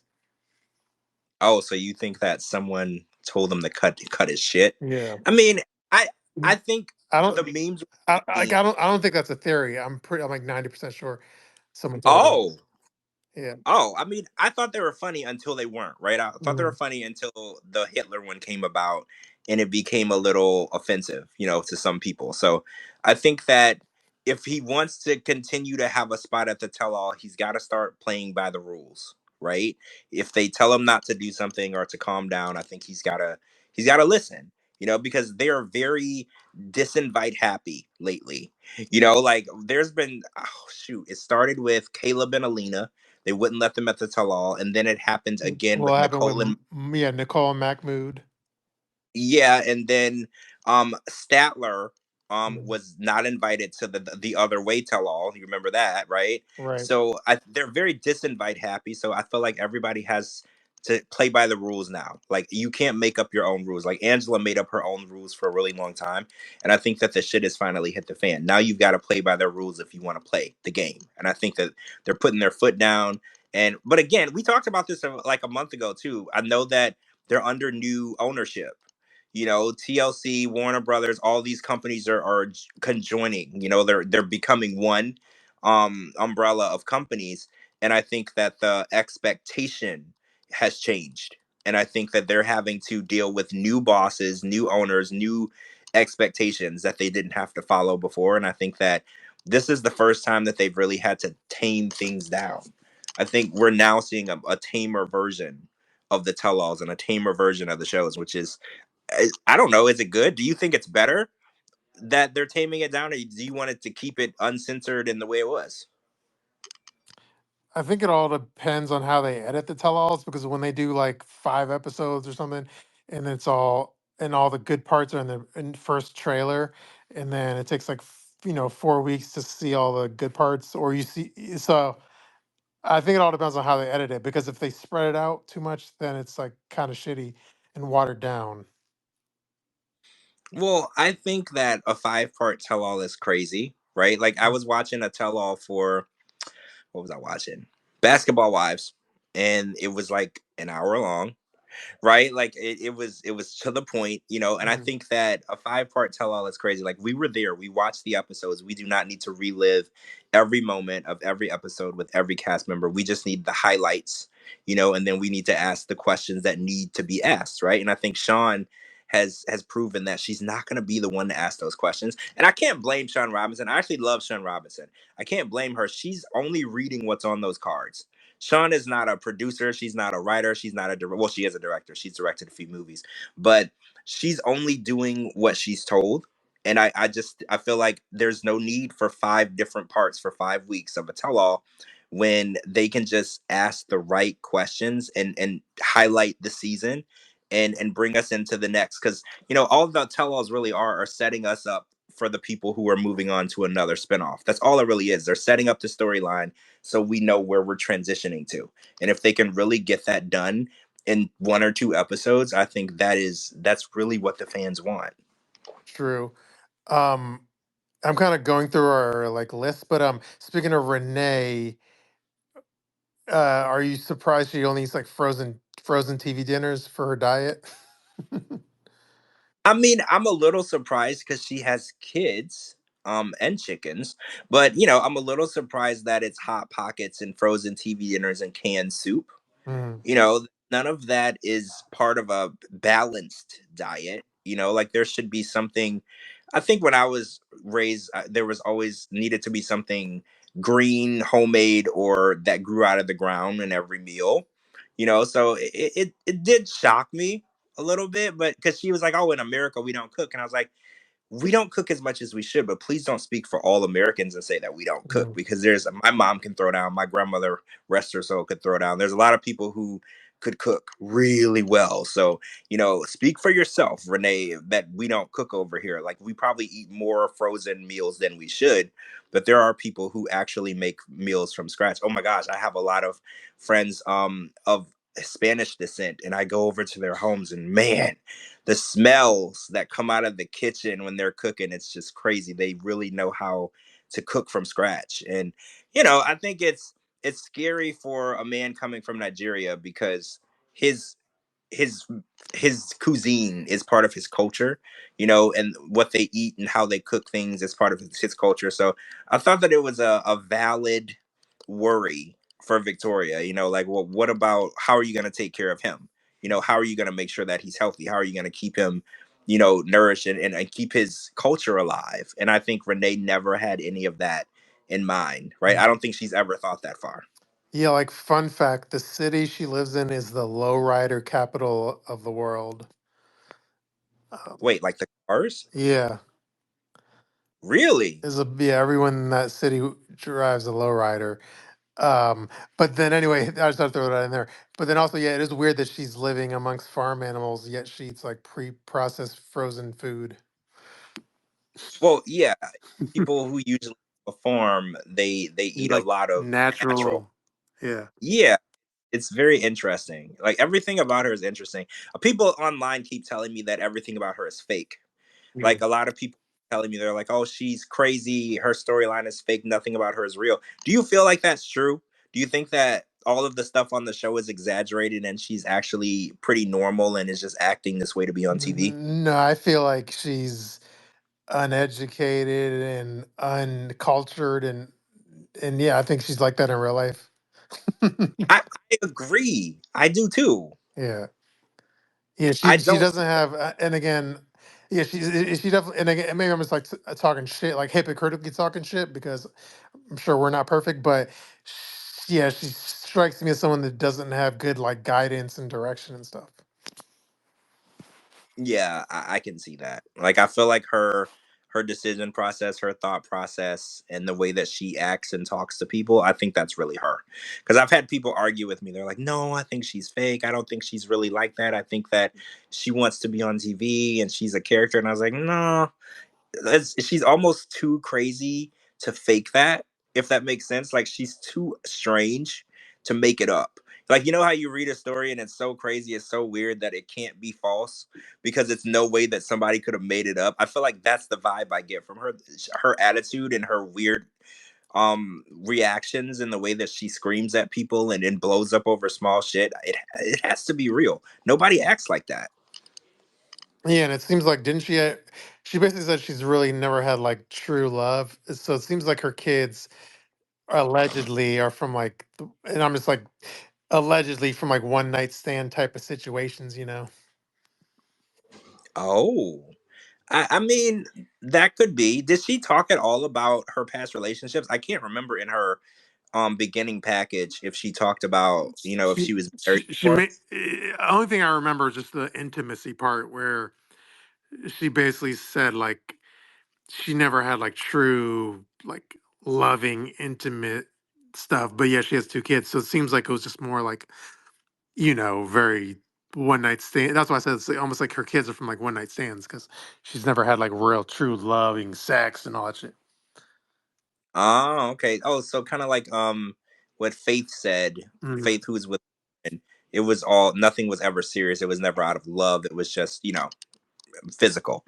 That, Yeah. I mean, I could. It looks like, in my opinion, I don't know her. It would be difficult to make a connection or build a connection with Renee. She seems a very difficult person to bond with, if that makes sense. Like I feel like she's very standoffish and closed off. I don't see how you could really build a bond with someone like that. Yeah, she seems like traumatized. Well, yeah, I think that she's been through a lot, and I think that she has expectations that are unrealistic. And I think that, I mean, she made it all the way over to Chitty without having any of the information that she needed. And I mean, Chitty did admit that they had conversations about sex and things that they were going to do together. He just didn't tell her before she got there that it wasn't going to happen. So I don't want to like be too harsh on her because she was under the impression that she was going to get D when she got there, and that was told to her. So I don't want to be like harsh on her and make her like she's like being too aggressive, because 36-hour travel. she was expecting to get some, right? Like, and I would feel the same way. If somebody told me that I was gonna get some and I traveled 36 hours, I would expect to get some too. True. Um, for sure. Is it okay to switch topics? Yeah, yeah, yeah. So, did you see the meme I made with Shekinah in her pre-photo where she looked like the basketball player Caitlin Clark? Yeah, I saw that. Now, I'm not familiar with Caitlin Clark at all, but I Mhm. looked at the photos. I do see a resemblance. I absolutely see the resemblance. Yeah, just for the record, Caitlin Clark is like well, she's a rookie and she's the rookie of the year, I'm pretty sure. And then she's kind of like Steph Curry, so she basically doesn't miss from three. Oh, so she's like the Steph Curry of the WNBA. So she's like the cream of the crop. Yeah, basically people just for her, the tickets will blow, like if her team plays in your town, everyone and their mama will try to go to that game. Ah, okay. So, oh, wait, is she the one that's getting a bunch of endorsement deals? Mhm. There's one girl from the WNBA, and it seemed like everyone is trying to get her to endorse everything. Is that Yeah, her? she's getting all the endorsement deals. Oh, okay. Yeah, I know exactly who that is. That's funny because I would like to think I don't know about sports, but I guess I do. I do know something about some stuff. But yeah, I saw the picture and she kind of like, I'm going to be, I think I said this on my other podcast, and I don't want to be mean or insensitive, but I think that she kind of is leaning towards, I don't want to say this. She looks like a drag queen to me now. Like Mhm. when you as you were posting all of these pictures from all of before all of these different surgeries and cosmetic things that she's had done, she looks so different. And she kind of is like in drag queen territory now, which I really hate to say Mhm. because I don't make her feel bad about her looks or whatever, but I just feel like what she used to look like to now, it's not, she doesn't even look human anymore at this point. Like she kind of looks like a character, like Mhm. a main character at this point. And I just feel bad because, I don't want anyone to ever feel empty inside and feel like they want to change every single thing about themselves. And I feel like she was probably in that space. So I sympathize and I feel bad for her, but at the same time, I want her to stop. Like, don't do anything else to your face or whatever. Like, it already has taken on a shape that's like unhuman at this point. Like, please don't do anything else. We know where this is going, right? We know where it's going. Darcy and State, like, we know where this is going. Like, stop now. Well, yeah, I mean, you've seen recent photos of her. So, I mean, what do you think of that Turkish plastic surgeon's newest nose job? Wait, the Shekinah's? Yeah, Shekinah. I mean, I don't know what to think of it. I thought that her nose looked a little weird before she went in, so I don't know. I feel like her face in general is kind of off. So Yeah, I like don't. I don't. I'm not an Mhm. expert on, it, so I don't really know. Yeah, I don't want to like pile on, but just looking at her recent photos, like post last nose job to previous last nose job, and I feel like that Turkish guy, I'm not a fan of his work. Really? Well. Okay, so I think that Sarper is the one that drew the nose, right? Hmm. So Sarper's not a doctor. I don't even think he's qualified to be a cashier at TJ Maxx, to be honest. He's not a doctor. So Sarper is probably responsible for whatever travesty is her nose because a non-medical professional made the marks or drawings, and the doctor's like, I'm just gonna go with what he said. Like, that was the first red flag for me. I was like, well, you went to medical school, I think, so you should be the one who's doing the drawings, not this guy who sometimes is a personal trainer, other times is a stripper. He's definitely not qualified to be determining what someone's nose should look like. Hmm. But speaking of Shekinah, so she was, I guess it was last night, but she was at the Us Weekly and Pluto TV Reality Stars of the Year show, and Jovi and Yara were there as well. I saw. I saw. And then they did, even though Sarper's here in Los Angeles, he obviously couldn't appear with Shekinah because it would do a spoiler of the next season. Yeah, he couldn't be present. Yeah, you're right, because then we would know he was here. I mean, we're not stupid. We know he's here, but for purposes of the network, he couldn't be there, which probably killed him inside because he doesn't like Shekinah to do anything without his approval or him being present. So I'm pretty sure that this was very, very difficult to allow her to do something that he wasn't able to dictate. I'm pretty sure that was hard. And if people want to, I posted the photo before we started the podcast. If you want to know what the photo I'm talking about, just go to my Instagram at Shabooty.com and you can see the photo with Shekinah and Jovi and Yara and some other TLC people and some other people.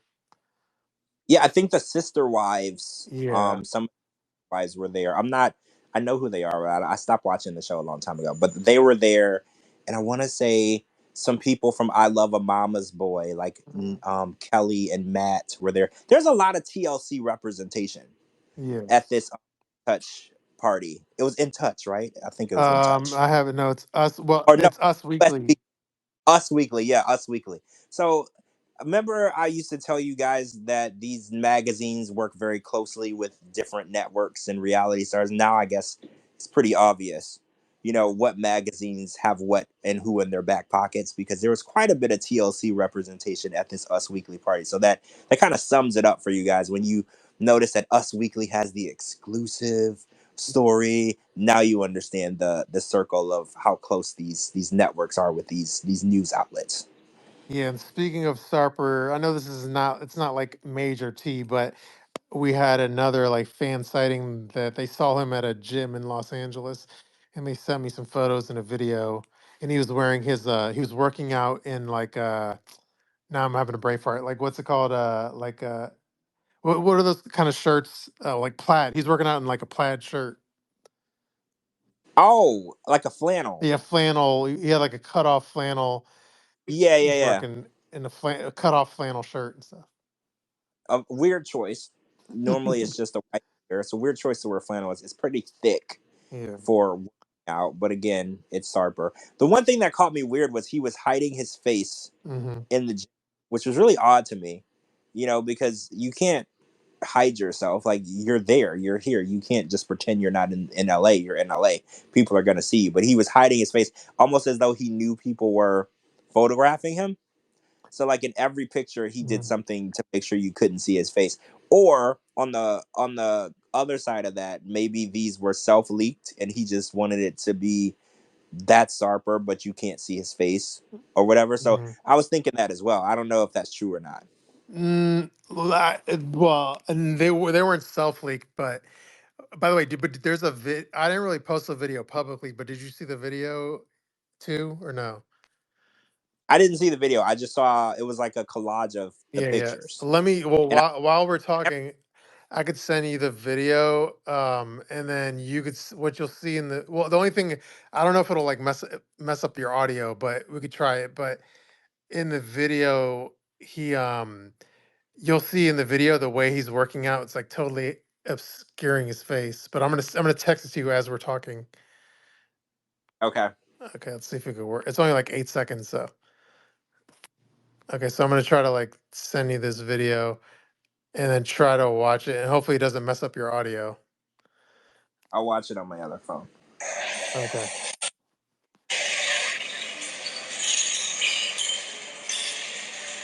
So first of all, I don't work out, but I'm Mm-hmm. pretty sure he was doing with that machine. That's not how you use that. Like, did you see that? Like, I'm pretty Yeah. sure that's how you use that machine. Hmm. Because I've been to the gym before. I have a membership. I just don't go. But yeah. Like, I'm But what isn't it he's doing. interesting the way he's using that machine? It's like totally hiding his face too. Yes, and I'm thinking maybe that's on purpose. I Hmm. mean, he could have just put a mask on. Like, if you really want to be super weird, you Yeah. just put a mask.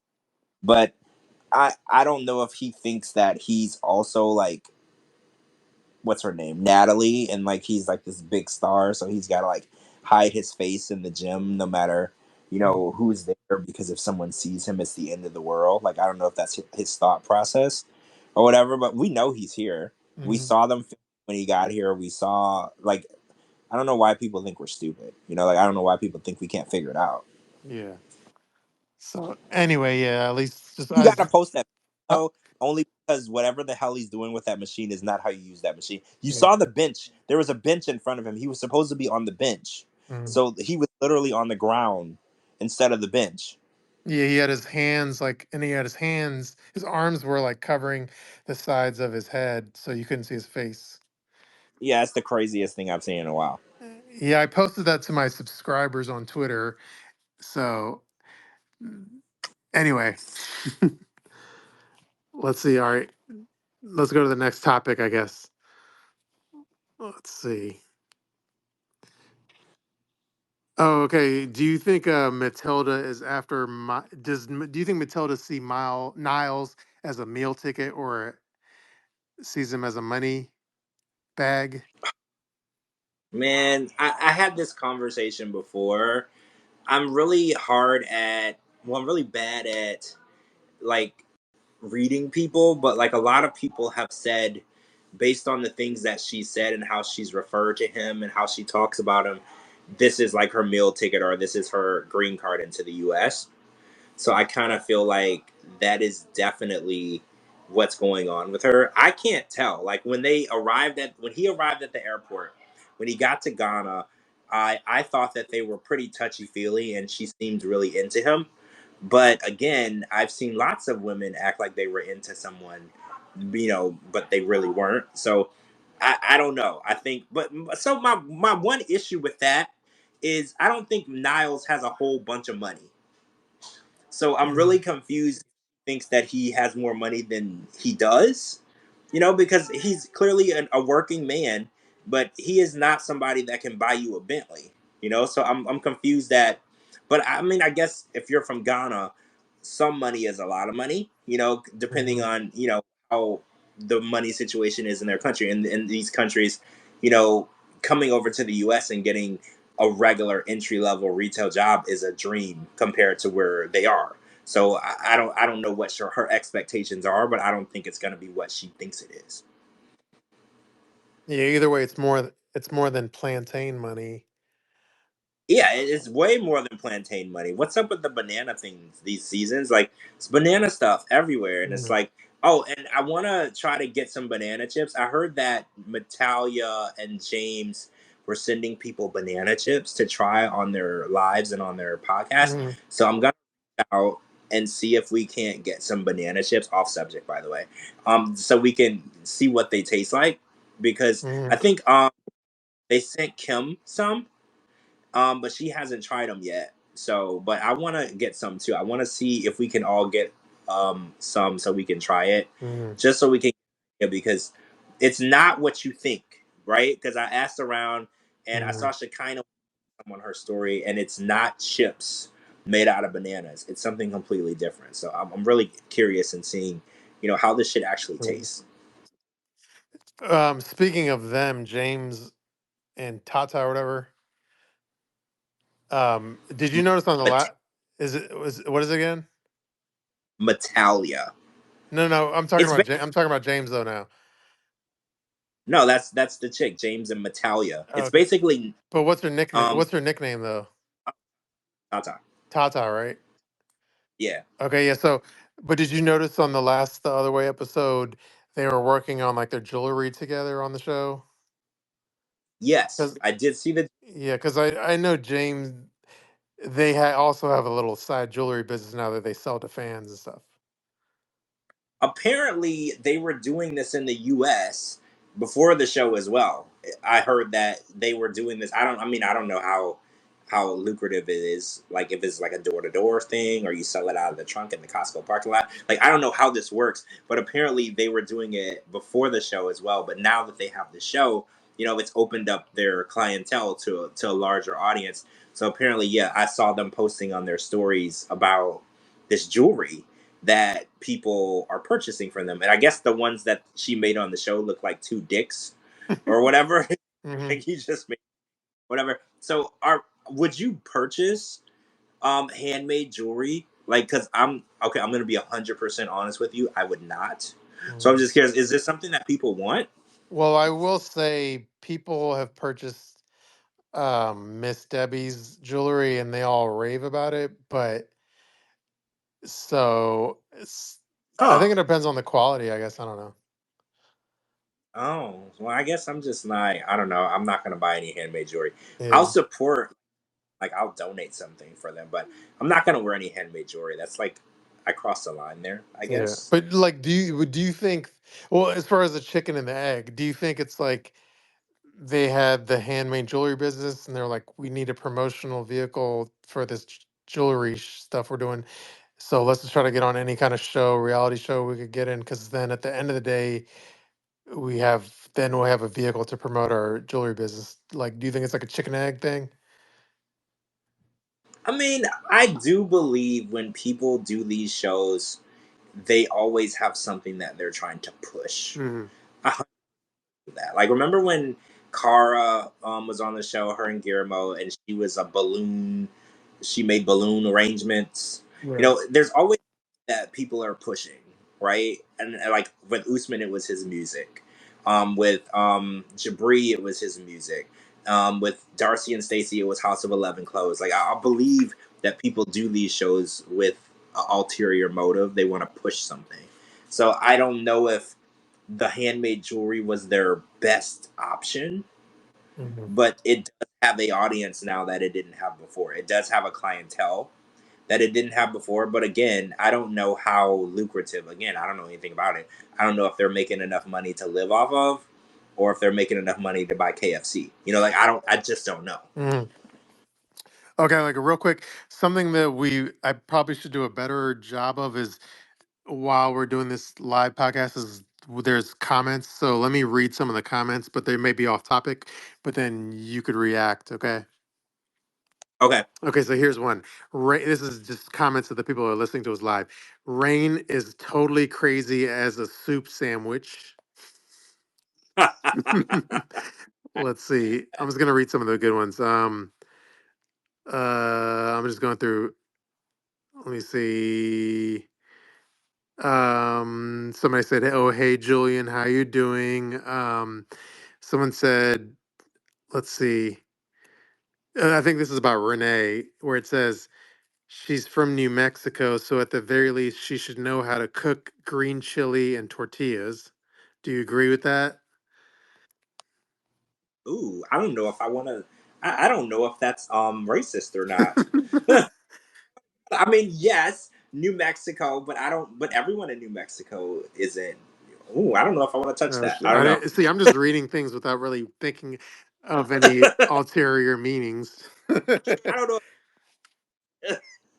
Let's see. Let's see. Oh yeah, somebody was laughing that Baby Orlisa is the manager of a smoke shop. Um True story, guys. True story. It's in somewhere in Pennsylvania. If y'all are in Pennsylvania, tell me where it's at, Mhm. and tell me if you see her. But this is a true story. She does work at a smoke shop. It's ironic because that smoky voice, right? Mhm. And then here's a comment about Lauren. It says playing the ultimate long con, pretending he's into trans to be able to get women. See, I that's where I was thinking too. Mhm. Because I like he made it pretty adamant that his dream girl was a chick with a dick, and now he's DMing every girl, and yeah, I'm on that. Mhm. And a lot of people do that. They pretend to be something that they're not in order to get something else. And if that's what he did, it's fucked up. But if it works for him, it works for him. But it's messed up because there are people who are only attracted to trans women. So that's the way of life for them. It's not a choice. It's not an option. It's just who they are. So it's not fair to that. Mhm. And then here's a comment referencing Julian's earlier conversation where it was from the viral video where they're throwing out all the beauty products and there's a crowd that formed. So somebody said they live in Atlanta and then people were showing up with suitcases to take the hair. Oh, I mean, see, I remember seeing the video, and you know what? I learned a lot from Jasmine last season when she said how much her weave cost. Remember, she was like, it's $300 Mm. per track, and she needed like 6 tracks. And I think that that's when I started to realize that hair weave is like liquid gold. Mm. That was just a lot of money. So I can see people showing up with suitcases, you know, to take the weave, you know, like that. Another thing, Julian said that the lady, her son, they didn't get along and he didn't want anything to do with it. Why wouldn't he hire a liquidator Hmm. and just the assets and keep the money? You know, you don't have to get along with your mom to liquidate the assets. That's a whole nother like subject for another day. But that caught me as really strange. Yeah. All right. Here's a good new topic, which is, so did you see the Brandon and Mary playpen video? Yeah, they sleep in a playpen. Yeah, I In saw like the a video. giant playpen, right? Yeah, I'm confused. Are you? Did it? I'm very confused. I don't Hmm. know. You would sleep in a playpen. I've seen a lot of weird memes with playpens lately too. Like somebody had their gaming system in a playpen, and so this is like a thing going on. But I don't Hmm. understand it. Well, so someone made a funny joke. They said, so Brandon must have his like PlayStation hooked up in the playpen and stuff. Oh, so he's a kid too, and that's really okay. I get it. I get it. Okay, I get it. But yeah, I guess it's like a thing where so they don't really have to like I don't know. That seems like it's just lazy parenting where they don't got to get out of bed and everyone just chills in Well, the playpen all day. yeah, because I don't think any of them are working. Yeah. So like they don't really get out of bed all day, all night, basically. Mhm. I think for the most part they just ask people for money on TikTok. I think that's how they do things, right? Yeah. So there's no real reason to get out of the bed. You know, you can ask for money on TikTok straight from the playpen. Mhm. Did you notice? I don't want to like shame anybody. Brandon's getting kind of thick. I would have to go back and look at the video. I don't know if you remember when he was on the show, but he was pretty skinny, Hmm. and arrived over there. He's gotten kind of thick. Like so, I think that he's eating really well. I'm gonna throw that out there. I think he's eating well. And, you know, the food over there is better. It has way more flavor. So I think that he's enjoying the cuisine, you know, the culture foods over there because he's thicker than I remember him. When I saw it, I was like, man, dude's getting big. Hmm. Also, I'm not shaming him, by the way. I'm just saying. Yeah, I don't know. I guess if you never have to leave your playpen, you're not going to burn any calories. Well, no. Playpen is only what, like 10 by 10. Like you're not gonna burn. You're not gonna get any good workout Mm. laying in a playpen. True. I'm sure they're going to turn that into a new grift. So we'll see. Well, one of these comments it says the kind of stuff that happens in Espanola. Um, Police arrest a cook at Sonic after a woman took a bite out of her food and instead of it being food, it was cocaine. Did you see that comment? Um, Hmm. I think Anna posted it. Yeah. So Espanola is the town that That's the low rider Renee. capital. Yeah, the lowrider capital of the country. You said, Yeah. or Or the oh world wow, or the country, either or, I think. I thought there were lowriders in California. I know when I go to California, I always see lowriders, Mm. depending on what part of Cali I'm in. So that's wild. The idea that that's the lowrider capital of the country is like so unexpected for me. I don't even know if I've been in New Mexico in my life, Mm. like the state. I don't think I've ever actually been there, but now I kind of want to go. Well, you can go to Albuquerque and go to the Breaking Bad landmarks. That's what. Yeah, you know what? That is on my bucket list. That is something that I've talked about. I want to do. Breaking Bad was monumental, epic show for me. So yeah, I definitely want to do that. But maybe while I'm there, I'll take a stop in the lowrider capital of the world and just see all the lowriders. I thought you were gonna say stop at the Costco and say hi to Mo. Oh wait, that's oh shit. Yeah, you know what? It's like a tour now. It's like a tour now. I can do all of that. You know what? We should just do the tour. Let's do it all. True. Go to Espanola. Let's go to Albuquerque. Let's I just mean, knock it we all. gotta do like a road trip or something, and then go to Texas and see like Statler and Tiger Lily. Yeah, apparently I was in both of their cities last week, or when was that, week before? I didn't even realize that I was in Statler and Tiger Lily City until I was there. And people messaged me and were like, "Are you hanging with them?" And I didn't even realize that that was their city. So yeah, we got to go back. So, Also, it's is Statler in the same city as Tiger Lily? that's what people were messaging me. Yeah. I don't know. I thought when she first came on the show, I heard that she was from Irving, Texas, Mm. is what she said. But I guess people were saying Irving and Frisco are like within minutes of each other. I'm not a big Texas like Yeah, geographic, so I didn't realize that. me neither. And But then you yeah, can go to we can go to Houston and say hi to Michael and say, hey, we were promoted. We were the ones on your side versus Angela promoting your GoFundMe. well, see, now this sounds fun. Now I kind of want to do the tour. Yeah. This sounds. Oh, and I want to bring up Frisco is very bougie. Oh, really? Yeah, I was in Frisco, and we I can't talk about what was going on because it's not it hasn't been released, but it Is was it very showbiz related or what? um not really Okay. more of a marketing Yeah. side, Yeah. but for a product, not a TV show. Mhm. But I thought that it was interesting because Tiger Lily has a very bougie um persona, Mhm. selling to us that she's this super filthy rich woman. And I'm gonna say, when I was in Frisco, it was a very bougie Mhm. vibe. You know, I saw lots of nice cars, Mhm. nice homes. The hotel I was in was very nice. You know, Mhm. like it was. I was impressed. So I'm not saying that Tiger Lily really has money, Mhm. but he's in a nice area. Yeah. I'm gonna put it. That's kind of like me. I don't want to say where I live, but I'm not saying I'm rich, but in like a bougie area. Oh yeah. I'm not gonna say I'm rich or anything, but you know, if you drive down my street, it's nothing but Range Rovers and Cybertrucks. So, but Mhm. I'm not saying I'm. It's the area. The area will very much fool you. Yeah. Yeah, like if I wanted to take a jog, I could jog to like a Tiffany's if I wanted to. Oh, well, I can't do that. I True. can't do that.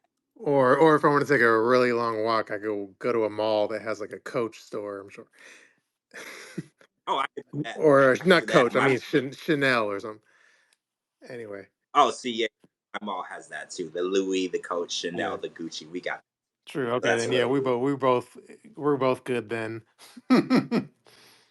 Yeah, I think we're doing okay, right? I think we're doing okay. True. Maybe not as Tiger Lily wants us to believe she's doing. Yeah, Maybe. I don't have the rich X money like her. No, no, and I didn't allegedly purchase a $26,000 watch. I didn't. I still stand on business that nobody purchased a watch and that was completely set up by production. I stand on that business. I mean it. I take it to the grave. I guarantee you they told her to go to that store, pretend like she was going to buy a watch, and that's what they did. And then the store's name got plastered on the show, and then everybody won, and that watch never left the showroom. I stand on that business. I mean that. Yeah, well, the watch, even if the watch wasn't, they were going to order the watch for her, meaning it was going to come to the store or something, right? Then she would pick it up. So it's not like it was Right. there anyway. Yeah, they didn't even have it. Yeah, I'm pretty sure because her persona was how rich she is and how she likes to finer things. So that was just a scene that they added in there to support her persona. That's all it was. Mhm. True. All right, let's see. What are the topics? So, did you talk to your bestie Kim about hanging out with Liz and Tyree? I did. I True. did. Anything interesting? Yeah, nothing that I can report. Okay, so here is something interesting. I forget who told me, but they said, well, you know how like Kim and her son and all those, and they do like the 90-day bad, was it 90-day bad boys or what? I forget what it's called. Yeah, 90 Day Bad Boys. Yeah, They just released a video with Biniam in it. I don't know if you saw it. no, I didn't see it, but I heard that S. Scott was like clamoring to be in the next 90-day bad boys video, and then I heard Kim is like not a fan of S. Scott, so she shut that down immediately. Yeah, that happened on Kim's live. I think last night. Yeah. He definitely was posting saying that he wanted to be in the next 90 day Bad Boys video. And the interesting thing was Josh said that that was something he would consider, Hmm. but he said everyone has to be on board, Hmm. and he said everyone wasn't on board. So I guess like by a sure of hands of a vote, Hmm. it was a guy. So I can't say who voted for yes or who voted for no. I don't know that, but he just said it has to be someone that everyone agrees with, and it was going to be a no. And Kim verified that as well. She was like, no, absolutely not, So if you because she's so if you were on the the mom. if you were on the 90 Day Bad Boys board of directors, what would be your vote? I mean, if you want to get technical, 90-day bad boys, I would consider Scott a 90-day bad boy. Would you not? Would you not see? I feel like there's a link there. Yeah, I mean, didn't he call himself like hashtag 90 Day Bad Boy or something? Right, before the 90-day bad Yeah, boys. he was the Yeah. original 90 Day Bad Boy. So like if we're talking if you're a bad boy in the 90-day space, Scott fits into that, Hmm. but would he fit into the group the 90-day bad boys? Probably not. I don't see the link between Scott and them. They're just very different. I don't. And we've all seen Scott dance, Hmm. and Scott's dancing would be up to par with the 90-day bad boys. Like Scott can move his hips, but can he really dance? Yeah. And I think that's important to that. Yeah, and then also we found out firsthand, like Scott Scott doesn't like it when he realizes you're actually making fun of him. He does not. No. When he finds out that people are making fun of him, he gets really, really upset. Oh, in other news though, I do want to put this out there. Scott. Okay, so Scott had some stuff to say about me, and things didn't go well, and we stopped talking. And he posted an apology on his Instagram story, which he deleted, and he never actually apologized to me. So I just want to put this out there. Recently, he did reach out and apologize to me. So I just want to put it out there. You know, that he did reach out to me personally and apologize for what took place a few months ago. So I just want to put that out there. And then did it seem genuine, and what was your reaction? It seemed genuine. I just felt that there was no way that we were going to move forward, period, in any possible way unless he was to apologize. And then I stood by that. I hadn't spoken to him since. Since months ago. So when he reached out, I appreciated that he took responsibility and accountability, because he was out there telling people that I was a shitty friend and a bad person, and I take personal offense to that, because I am a very good friend and I like to believe I'm a very good person. So it was a direct character assassination for me. So it bothered me. So I gave him that opportunity. For some people, they don't want to hear it. Once you piss someone off, they don't care if you're sorry. I did give him the opportunity to say sorry. It did seem genuine, and I have no expectation. I don't know what's going to happen. I have zero expectation.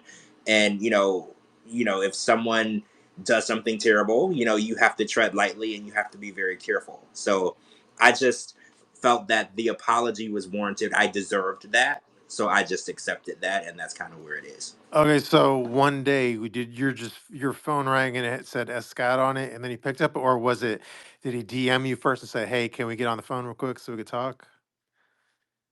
Right. It was through DMs. It was actually during the hurricane. Mhm. We were both going through the hurricane, and it started with "hope you're safe" type situation, and then it went on from there. Oh, and then it's like, you want to get on the talk on the phone real quick or something? Right, right. Yeah. Which it's fine. It is what it is. I just feel like I said to him though. I was like, I don't have hate in my heart for you. I just feel that what you said about me was very hurtful, because none of it was accurate. I've never said anything about you that wasn't true, and I don't like that you would say something about me that wasn't true. I just didn't feel like that was fair. True. Well, I'm glad the natural disasters brought y'all together.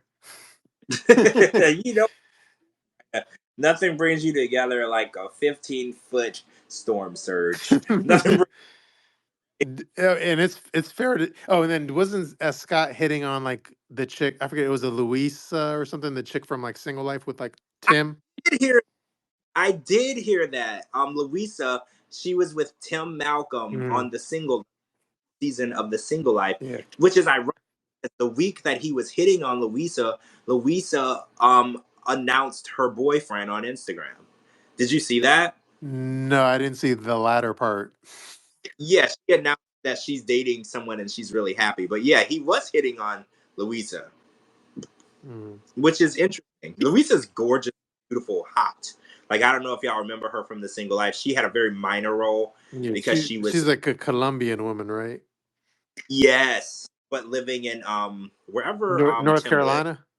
North Carolina, yeah, yeah. But she's very Colombian, very hot. Mm. And but her role was minor because she was dating Tim, and Tim, doesn't really date. He's just all up in Veronica's business. He doesn't really do much. So her role was pretty minor. And if you guys remember, the biggest um, breakthrough we got from her was her and Jamal teamed up to attack Tim and Veronica at the Single Life tell-all, if y'all remember that. True. And we found out that her and Jamal hooked up at the tell-all. They were talking. There was kind of a shady situation too, because they were in the green room and they were talking about it, and we had no video, but the production played the audio, so it's Mhm. kind of shady. So Veronica, not Veronica, Louisa and Jamal were saying like, "Oh, what did we do last night? I don't remember." And then they were talking about it, and then that's how we found out that they hooked up.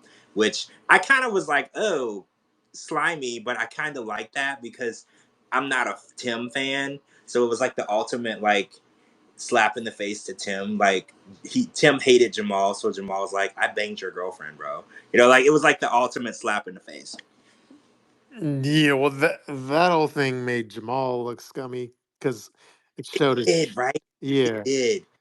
And I hated that for him, but it did. It made it look like, No. because he was Mm. with Veronica, and then he's obviously. But I think a lot of people didn't realize the time that he broke up with Veronica and the time that the tell-all had filmed and aired was like 8 or 9 months in between. So a lot of people at home are like, "Oh my God, he was just having sex with Veronica, and then like a week later he's having sex with Louisa." There was like 8 or 9 months in between, but you're not wrong. It definitely made it look pretty scummy.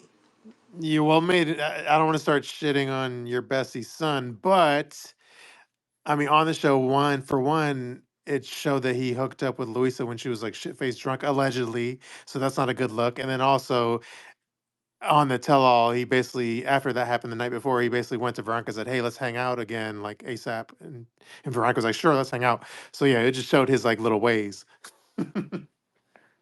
Yeah, Jamal's a young guy. He's a young guy, and he does what young guys do. Yeah. It is what it is. The world is his You know, oyster, you know. you know, he's a 90-day bad boy. I guess that's the best way to describe it, right? True. He's a 90-day. True. Speaking of bad boys, I was DMing Vanessa. I'm trying to get her on the podcast sometime.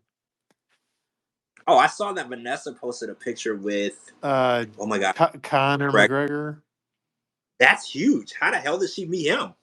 I forget what she does for like a living, but she does something in Vegas, and I think it's like fitness related or something.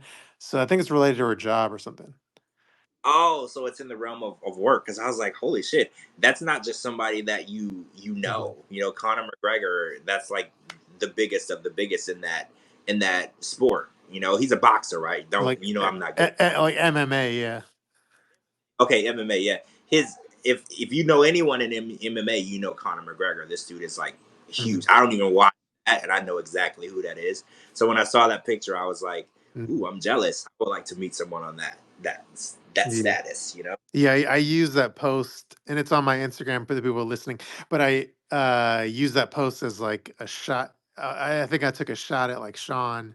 I was like, finally, an Irishman I can respect. Whoa, oh, don't get me started on this Sean dude, right? Like Mhm. this something unemployed dude who lives with his mom, who's married to this MILF, his words, not mine. Like, don't even get me started on that dude. Like, I'm not a hater, but like I'm trying to Mhm. understand the appeal. Like she's willing to abandon her children to be with this like mid-30s dude with no job who lives with his mom, and I'm just confused. I'm super confused. Yeah, well, all the women in the comments are like swooning for him, like head over heels, because Oh, he's a handsome guy and all that shit. But and as far as man. sorry, good. No, I've seen the comments, but that doesn't warrant like abandoning your kids and moving to another country all over some D. Like that does not warrant, like, being attractive. Like I don't get how it makes people think so irrationally, Mhm. right? Like she married him and didn't tell anyone for 2 years, And in the 2 years that they've been married, he didn't like build a home for her and her kids. He still lives with his mom. Like, I'm just confused. I'm having a brain fart. What's the MILF's name again? Oh, Joanne, Yeah, but she goes by Joe. yeah, Joanne or Joe. I feel like she's getting. Well, do you think she's getting enough flack of being a shitty mom or not from the social Oh, media? dragged on Twitter. Hmm. I don't know if I haven't been on Reddit about her, Hmm. but I know she's been getting dragged a lot on Twitter and on different blogs. But I think that people drag Shekinah a little harder Hmm. for being a mom. Like, I think Shekinah got it a lot harder than Joe did, and I think that's crazy because Shekinah's daughter is 15 or 16.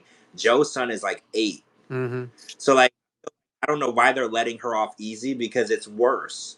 This kid is only 8. He couldn't take care of himself, feed himself, house himself. He can't do anything on his own, right? A 15-year-old, can really could get a job. Like, I'm not trying to say that it's okay, but like they could get a job. This 8-year-old needs his mother more than Yeah. anybody could ever need in life. He can't literally do anything for himself. So the idea that they're not as harsh on her is kind of weird to me. Yeah, I feel like she's getting off way too easy from the fans. But then now I'm trying to remember, was Joe is he doing a thing online where it's like enter my contest for a free reading or whatever? Because that's what she does. Is she is That shit she's that down. shit kind of annoys me. What about you? I mean, I know it's like a good promotional vehicle for her little online business, but it's kind of like I mean that's exactly what it is, and I guess that's why it annoys me. I so we know that Ashley from the what was she on? Happily Ever After. Well, she was on before, no, 90 Day Fiance, then Happily Ever After. She does the same thing, Mhm. tarot card reading. And there was we had another tarot card reader. I'm going blank There's now. too many to keep track. Yeah, this is like literally the same shit, different people. Mhm. But I think that, damn, what was that girl's name? It'll come to me. But there was another tarot I card reader, mean, and I think, well, there's the tarot card readers that are cast members, and there's the cast members that go to their tarot card readers religiously. well, yeah, there's that too. You're right. There's people who only make decisions when they speak to their tarot card reader or their psychic. And then there's the cast members who actually think they're tarot card readers and psychics. And it's becoming really commonplace on the show. Like, everybody is a witch or a psychic or a tarot card reader to Hmm. this point. And Joe, apparently, this is her only job. So for Joe, she doesn't have like a 9 to 5. She does like online tarot card reading. And that's how she met Sean. He did a reading with her, and then he hit on her during the reading, and then that's kind of how it went down. I have a question for you though. So I have a lot of people that are under the impression that Sean is a allegedly a gigolo. He talks to lots of different older women, and then they send him money online. So I was just curious. Do you think that there's any validity to that? Do you think that maybe, that he what's the word, exploits his good looks and tattoos to get money out of older women? That I haven't heard that about Sean, but I feel like that's something I would hear about Sarper. But the Sean thing, Really? I haven't really heard. So you think Sarper is talking to lots of different women, or pre Shekinah was talking to lots of different women and they were giving him I money? feel like Sarper's more of the gigolo type than Sean. Really? Why Well, is that? well, let's. But also, like, so the T2 was Sarper. He was apparently a male stripper, allegedly. Yes, that no, it's not alleged. It's true. He Yeah. admitted it. Yeah. So I don't know. I feel like if you're a male stripper, that goes hand in hand with being like a gigolo, like fucking the chick at the bachelor party. Oh, I see what you're saying. So yeah, this that actually happens more than people realize. Because they go to the party and then there's the back room part of the party. Mhm. So that actually does happen. So I mean, when you put it like that, you're probably right. It's more likely Sarper was doing something like that than Sean. But again, we don't really know what Sean really does. He said that he's like an MMA fighter, but I've had a bunch of people Mhm. look into, and they said that they can't find any stats of him actually doing Yeah. any fighting. No, I think he gets money from his baby mama or something. Whoa, whoa, whoa, whoa! So wait, you think that the baby mama is sending like child support for the child? Is that Yeah. what you think? Yeah. I feel like it's more than a thought though, but yeah, that's what I feel. Oh, Okay, I mean, he does have full custody Mhm. of the child, Bella. Which did you find that odd? I don't know. I kind of found that odd. I mean, I don't know why, because fathers can be parents just like mothers. So I don't really know why I would find that odd, but it was just odd to me. Yeah, but I feel like that's how he basically makes a living. Is he's like a stay-at-home dad. I thought that was I thought that was established though. Well, yeah, he said if anyone asks what I do for work, he said I'm a dad. That's what he said in his Well, I introduction took it pack. literally as like a stay-at-home dad is how the bills get paid by the mama. Oh, I mean, I didn't take it that far, Okay. but he does have full custody, and the mom isn't in the picture. You know, child support works in both directions. Whoever has primary custody Hmm. of that child, that's who's paying child support. So that's very possible. I didn't think about that, and he is living with his mom, so there's no real bills Hmm. that need to be paid. So if he is getting child support, there's not like a ton of bills that he would need to pay. So he would be using that money for whatever he wants to use it for. True. But I have heard on a side note, as I heard, I don't know if he's in Dublin, but I did hear like more. It's more expensive than you would think. Is it? Yeah. I didn't know that. Yeah, it's like any And other like major, or it's like in terms of like cost of living, it's like a major U.S. city equivalence. I mean, I don't know how much money. I don't even know what currency they use. I mean, I don't know. I mean, I think that there's something off about him. Hmm. You know, put my finger on it. I think a lot of people are making um assumptions, because people are like, oh well, he probably, like, he's like, well, he said that his specialty, he loves American milfs. So people are like, oh well, he talks to lots of different American milfs, Hmm. and then maybe visit him once or twice a year, and then the time that they're back in America, they're just sending him money. And I noticed that Joanne never really mentions money. Obviously, I think that she's sending him money. I think that that's the case, but she's never really mentioned how much, how frequently, or what his excuse is for asking. She's really not spoke on it, but I believe that that's definitely what's happening. Hmm. Yeah, I just know well, I know if he was single tomorrow, he would make a killing by all these fans. Yeah, I've seen the women and swooning in the comments. Some of the comments were very vulgar. I'm gonna say it right now. They were very vulgar. Mhm. Like, I want to say one of the comments were, "I wish Sean would sit on my face," Mhm. and I was like, "This is Instagram. There are children on this app.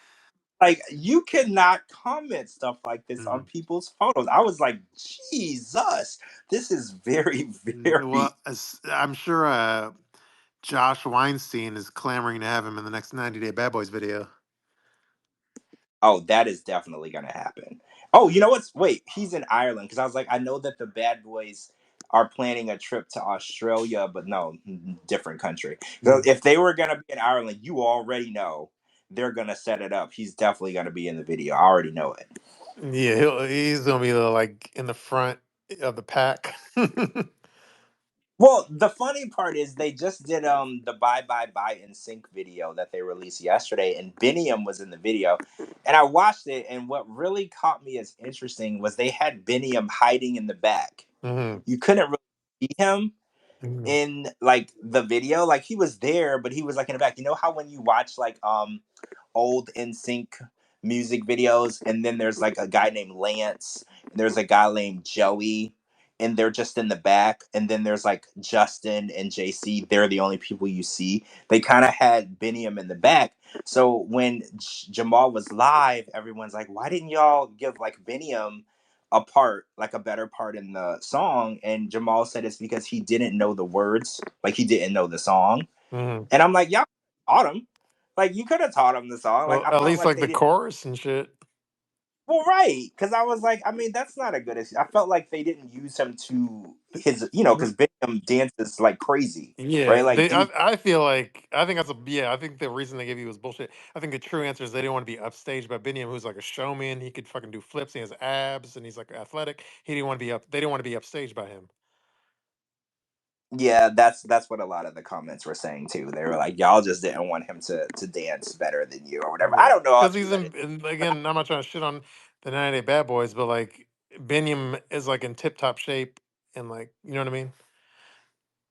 Yeah, yeah. Beniam has always been in tip top shape. You know that if he knows the inside of any building, it's a gym, right? Like if Beniam knows the inside of any building, it's a fucking gym. That dude has always been in good shape, and he dances like crazy. Like he's a break dancer. Like any type of dance you put in his face, I'm pretty sure he could do.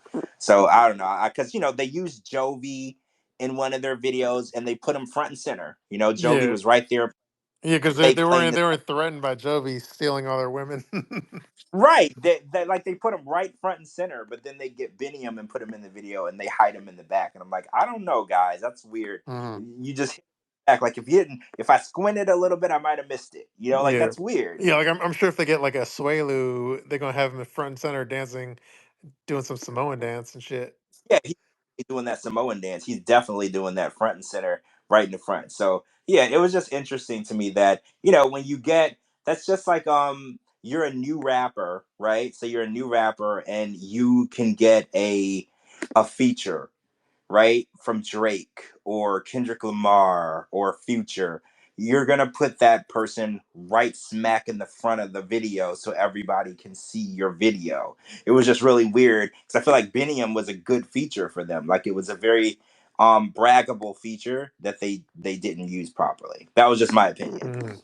I'll have to go watch it just for Benyam and see what you're talking about. Yeah, I forget you're not like a 90 Day Bad Boy fan. So this one was a good one though. It was in sync bye bye bye and they were in Vegas. Hmm. I'm pretty Vegas, and it was pretty good. I'm not gonna lie, it was pretty good. If they do their next video at a TJ Maxx in Vegas, I'll be the first one to watch. Actually, Lauren, I think Lauren would probably do it. Like, I feel like Lauren is at this point, he would do anything people ask him to do. I don't know. I wonder if Lauren can dance. Okay, He okay. appeared. What about this? Like they put Lauren in like a costume of like a cartoon STD, and then have him dance and say bye bye bye to gonorrhea. This is actually good. I know this, but this is actually good. Like you put them, yeah, when you're in school and Mm. they're teaching you stuff, and then Like a there was like mascot. mascot and what was it, the dog that told you not to do drugs or whatever, Hmm. like he the gonorrhea don't get gonorrhea mascot. Like this is actually good. This is comedy gold. Yeah. Like I would totally. No, that would be brilliant. And then Lauren would do it. He would just say, "Lauren, I'm gonna give you like $20," and they'll be like, "Fuck yeah, I'll do this shit." I feel like Lauren would for a diet Pepsi. Yeah. Like to give him money, he would do it for like a diet Pepsi or maybe like one night free at a hotel. Like I feel like he would totally do it. You don't even need to like go out of your way. It could probably be a motel. It doesn't Mhm. even need to be a hotel. Yeah, he'll do it for like a freaking like a box of matches or something from a restaurant. I mean, yeah, a free appetizer coupon. He's Yeah. all there. Yeah, so no, that'll be. I feel like that should be the next video. I would watch it. Honestly, Yeah. I would watch it. I mean, I think that the 90 Day Bad Boys have definitely. I think they were talking yesterday in one of their videos. I think the Grease video got 1.3 million views. I was just talking about this with Julian earlier. I really do think this 90 Day Fiance world is taking on like a universe of its own. Can you imagine 90 Day cast members doing a parody video of another song and it has 1.3 million views? Like that's the reach of the Mhm. 90 Day universe. It's almost like unstoppable. Well, obviously, if we're doing a Well, look at podcast about it. well, I was gonna say, look at you. You posted that Big Ed meme. Do you remember? Mhm. And how many views did that get? I think you said like over 1 million, The right? dog meme. Yeah. Um, I could see. I forget how many views, but I know like as far as likes, it has. I can put. Oh, sorry. It has. Sorry, is my audio still on? No, yeah, I can still hear. Okay, I think it has like 275 likes and 285 shares and some 85K. Holy crap. And that's just a meme. Like that's a 90-day specific meme. Like a lot, if you don't watch the show, it would be kind of hard for you to understand. Yeah. That just shows you reach that this show has gotten, because it's gotten, I started a podcast almost 5 years ago, Mhm. and nobody cared, nobody listened to it at first, and then all of a sudden 90 Day Fiance just took off. It was just this huge phenomenon that it's just taken over, and I feel like it hasn't even hit its peak yet, which is crazy because we're 10 years in.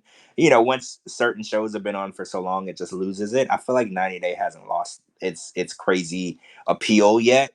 I think that Mhm. production and is slowly stabbing it to death. They're ruining it, but I feel like the appeal, it's still relevant. Yeah, and then just for the record, our podcast, which has only been out for like 3 weeks or so, has already been downloaded over 1,000 times. So thank you for everyone that listens to the recorded shows. Oh, that's amazing. Thank you so much. And not only just 1,000 downloads, but in different countries. Hmm. I think you earlier this week that we were number 52 out of all the podcasts in Taiwan. Hmm. And yeah, Can you even imagine? and that number doesn't count like the people that listen to it on Twitter. That just means people listening on like Apple and Spotify and Yeah. Twitter doesn't even count. And I was yeah. like, we're number 52 in Taiwan. So that means that there's 51 other podcasts and then us in that country. And it's just it's mind blowing to me, because it's just wild to see how far the reach goes. And I Hmm. think that's what gets me every time when my podcast hit 500,000 downloads. It was just phenomenal. It was just crazy to me. And I think at my peak number 20 in Canada. Out of all the podcasts that people listen to in Canada, I was number 20. And I was just like, people really care about 90 Day Fiance that much. It's crazy. Well, I guess when you're well in Canada, the weather's so shitty, you need your entertainment. Well, get this, because a lot of people that listen to the podcast that are from Canada tell me that the show doesn't even air in Canada. Hmm. You have to use like VPN to even get it. So imagine that many people were listening to my podcast for a show that they can't even really watch. Hmm. Like that was really what blew my mind, because I was like, holy crap, y'all are listening to a podcast for a show that you have to like download a VPN just to watch. Like that's what's wild to me. Yeah, and just let me do a quick plug. So, in case y'all don't know, we're on like Apple, Spotify, and all those other major podcast platforms. You just got to look up 90 Day Fiance Fridays podcast, and it should pop up. Yeah, you type in 90 Day Fiance Fridays, it pops up. It's there. It's super easy to find. And it used to only be available here live and for playback only for people who had a Twitter account. Hmm. That is no more. Now you can listen anywhere, in your car, at work, on an airplane, if you buy the Wi-Fi, literally anywhere. So Hmm. make sure you're listening, and thanks to everybody who even bothers to listen, because I know when I'm in my car and I have like an hour long commute, I listen to podcasts. So I know that everybody's time is valuable, so I'm just really grateful that people want to hear me talk for an hour. Like that's crazy to me. I'm just grateful. My mom doesn't even want to hear me talk, for an hour, so I'm just grateful. Yeah, and if people are wondering what happened to Coco tonight, I think she's moving to Vegas like imminently, so that's why she had to run. Yeah, Coco is moving, and this is very, very stressful for her. It was a very abrupt move.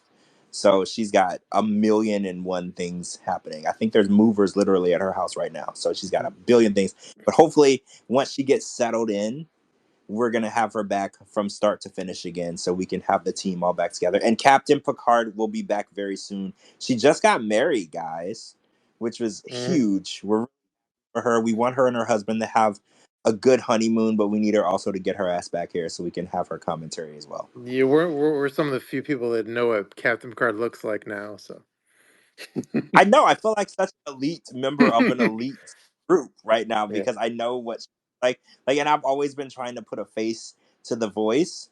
And honestly, when I saw the picture, I was like, "Is it weird that this is what I mhm. thought she would look No, yeah, like?" That's I had so. the same reaction. I was like, yeah, it kind of matches.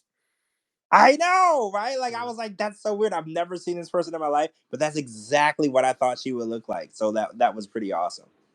true. Okay, here's a question for you. I forget his name, but the head of like okay, who do you think is more likely to listen to a 90 Day Fiance podcast? The head of TLC or Matt Sharp? Matt Sharp. Okay. Well, Matt Sharp, if you're listening, if you want Captain Picard's photo, let me know. I have the inside skinny. Yeah, I think it would be Matt Sharp. I mean, the head of TLC, they're less involved with like the what do you Minutia call of it? 90 Day Fiance. Yeah, they're less involved, but the Sharp Corporation is who created the show and does the production. They're way more involved because they want to know, what people think of their work. Like this is Yeah. their work, so they're way more involved. TLC literally they just purchase the Yeah. product from them. They True. don't really care Well, what the product is. I'm totally feeling what you're saying. Though, if you're a good president of programming, you should be just as involved as like the Matt Sharps of the world. Yo, I 150% agree. I think that you should be fully involved in anything on your network because everything you shouldn't have strong points and weak points on your network. Everything should be strong. So I agree with you. I think that they should be involved and make sure that their content is equally valuable. I agree. And I'll go even a step further. If you're a really good, never mind the Matt Sharps of the world, no offense, but like if you're a really good president of programming and you're the you're the head honcho of TLC, so basically you have everyone's information as far as cast and like celebrities and shit. Like what you should do is say, since I'm the head guy at TLC and I know like if I want to call up Jovi or whoever on my cell phone, or I could access anyone I want and say, hey, like these content creators that are really supporting our shows, for the love of the game, not necessarily for money. Let me like go out of my way and say, hey, Jovi and Yara, y'all need to hook up with George and Shabooty, get on their podcast by my direction because I wanted to see y'all out there, connecting with the content creators with my blessing. So I feel like that's what he should be doing too. Yeah, yeah. I think that they don't take advantage of the podcast circuit and the like I think they go straight to like ET and Us Weekly and Entertainment Hmm. Tonight. You know that they don't take advantage of like the podcast and the bloggers and the what do you call it, free media. We're not connected to any media source. We're just free media, and I think that they ignore that. And I think that that's a huge loss for them because the fans are not watching Entertainment Tonight interviews. They're Hmm. they're watching and they're looking at the memes and they're looking at the posts and they're clicking on the hashtags and they're seeing what other people are saying. I'll watch an Entertainment Tonight interview if somebody sends it to me, but I'm not gonna go look for it. So when they put them on those interviews and do those things, I'm not looking for that as much as I'm looking for what other people are saying. Yeah, exactly. Like the diehard hardcore super fans, they're gonna be into the accounts like ours where we're spilling tea and funny memes and all that shit, live tweeting. We're the ones that are breaking the news, so we're way more relevant than even the mainstream accounts when it comes to the show. Well, we're telling you what's really going on. We're telling you if you see Natalie in a Nordstrom's rack, she's gonna be a complete bitch to you. We're telling you what's really going on. Yeah, Entertainment Tonight, look at that. They're not gonna tell like if yeah, you want to know what's really, that's what we're gonna tell you. If you want to know what they approved Entertainment Tonight to tell you, you can go watch that. But that's not what you want to know. What you really want to know is what we're gonna tell you. yeah. Well, that's why the fans appreciate us more than like some other bullshit mainstream account. Well, yeah, well, mainstream they all work together, so they're approved interviews because I've done interviews with cast Mhm. members, tons of them, and every time I do the interview, I have to send them the questions ahead of time to get them to approve them, and then I have to send them a link to the interview so they can watch it first. So Mhm. so whatever you that interview, it's not real. Anything that they when they pre-watch it and then they send it back to me, delete this, change this. Yeah, You're only getting what you get. It's not real. yeah. That's No, only what they. yeah. Yeah, anytime I have like in the past where if I had like a celebrity interview and if a publicist got involved and wanted to like pre-screen the interview questions, I would get really pissed off because because a lot of the interviews they'll be based on a personal relationship with the celebrity. So I'm like, can you get your publicist to fuck off? Because I'm trying to do a real interview. Yeah, there's no such thing anymore. Real interviews are not real. Wendy Williams fucked it up for everyone. Like now, people are so scared that you're gonna go rogue during an interview. Like that's why they want all the questions ahead of time. They want to proofread. They take it because even when I do video interviews, I have to send them the copy before I post it so they can approve. Even though they know the questions that I asked, they approve the questions. They still want to watch it to make sure that they approve of it. So yeah, it's so scripted. It's they paint a picture of what they want you to hear and say, to the point where you notice I stopped doing interviews recently. Like I just stopped because it's not real. You're not getting anything real. You're only getting little pieces of information, and it's boring. Like I hate to say it, but it's boring. People want real information. Yeah. True. All right. Do you want to? We're kind of nearing the end, but you want to see if Lana has an update on her murder mystery? Yeah, I would like to hear what's going on with this murder mystery with Lana. Did we go through all those topics? That's wild. There were so many topics. I didn't think we could go through them Yeah, we all. bust through 'em. I guess the only other thing we talked about, like, so we're on the same page as why we think Renee is not invited to the tell-all. Probably because she runs her mouth and breaks NDA. Is that why? Yeah, I think that she'll go to the tell all and she'll say too much and then they'd have to just edit it out anyway. Mm, Like I feel like when she went rogue and posted all that stuff and Chitty and his sister posted all that stuff, they realized that they couldn't be trusted. And inviting them there, they're going to say things that they don't want to use, that are going to have to edit it out, so it's probably just easier to not invite them. I am going to say this: if they're not going to be at the tell all, just edit them out of the whole damn season. mm, Like I just want to be real. Like when I watch a tell all, I want to get a conclusion to everything, not just a conclusion to what you want me to know. So like if they are not going to make it to the tell all, I don't want to see them in the season.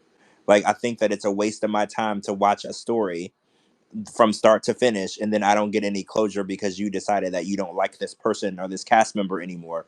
Like I really wish that they would either hold people accountable for their NDAs or just don't cast them at all and just edit them out completely so I don't have to waste my time. true. All right, let's see what's up with Lana. See if she has any news, because I know last time we were talking about she found a box of toys and things like that. Nature. Box of, yeah, that was. Can you imagine? First of all, I was like, what if Lana was like bringing this stuff home and then her husband just found a box of dildos in his house? Like, how would that conversation have went? Like he's Hmm. just coming home. He goes into his house with his wife and he opens the closet and there's a box of dildos. Like how does that conversation go? Because they're obviously not hers, but he doesn't know that. So Hmm. like how does that even? I don't know. That's a Lana question.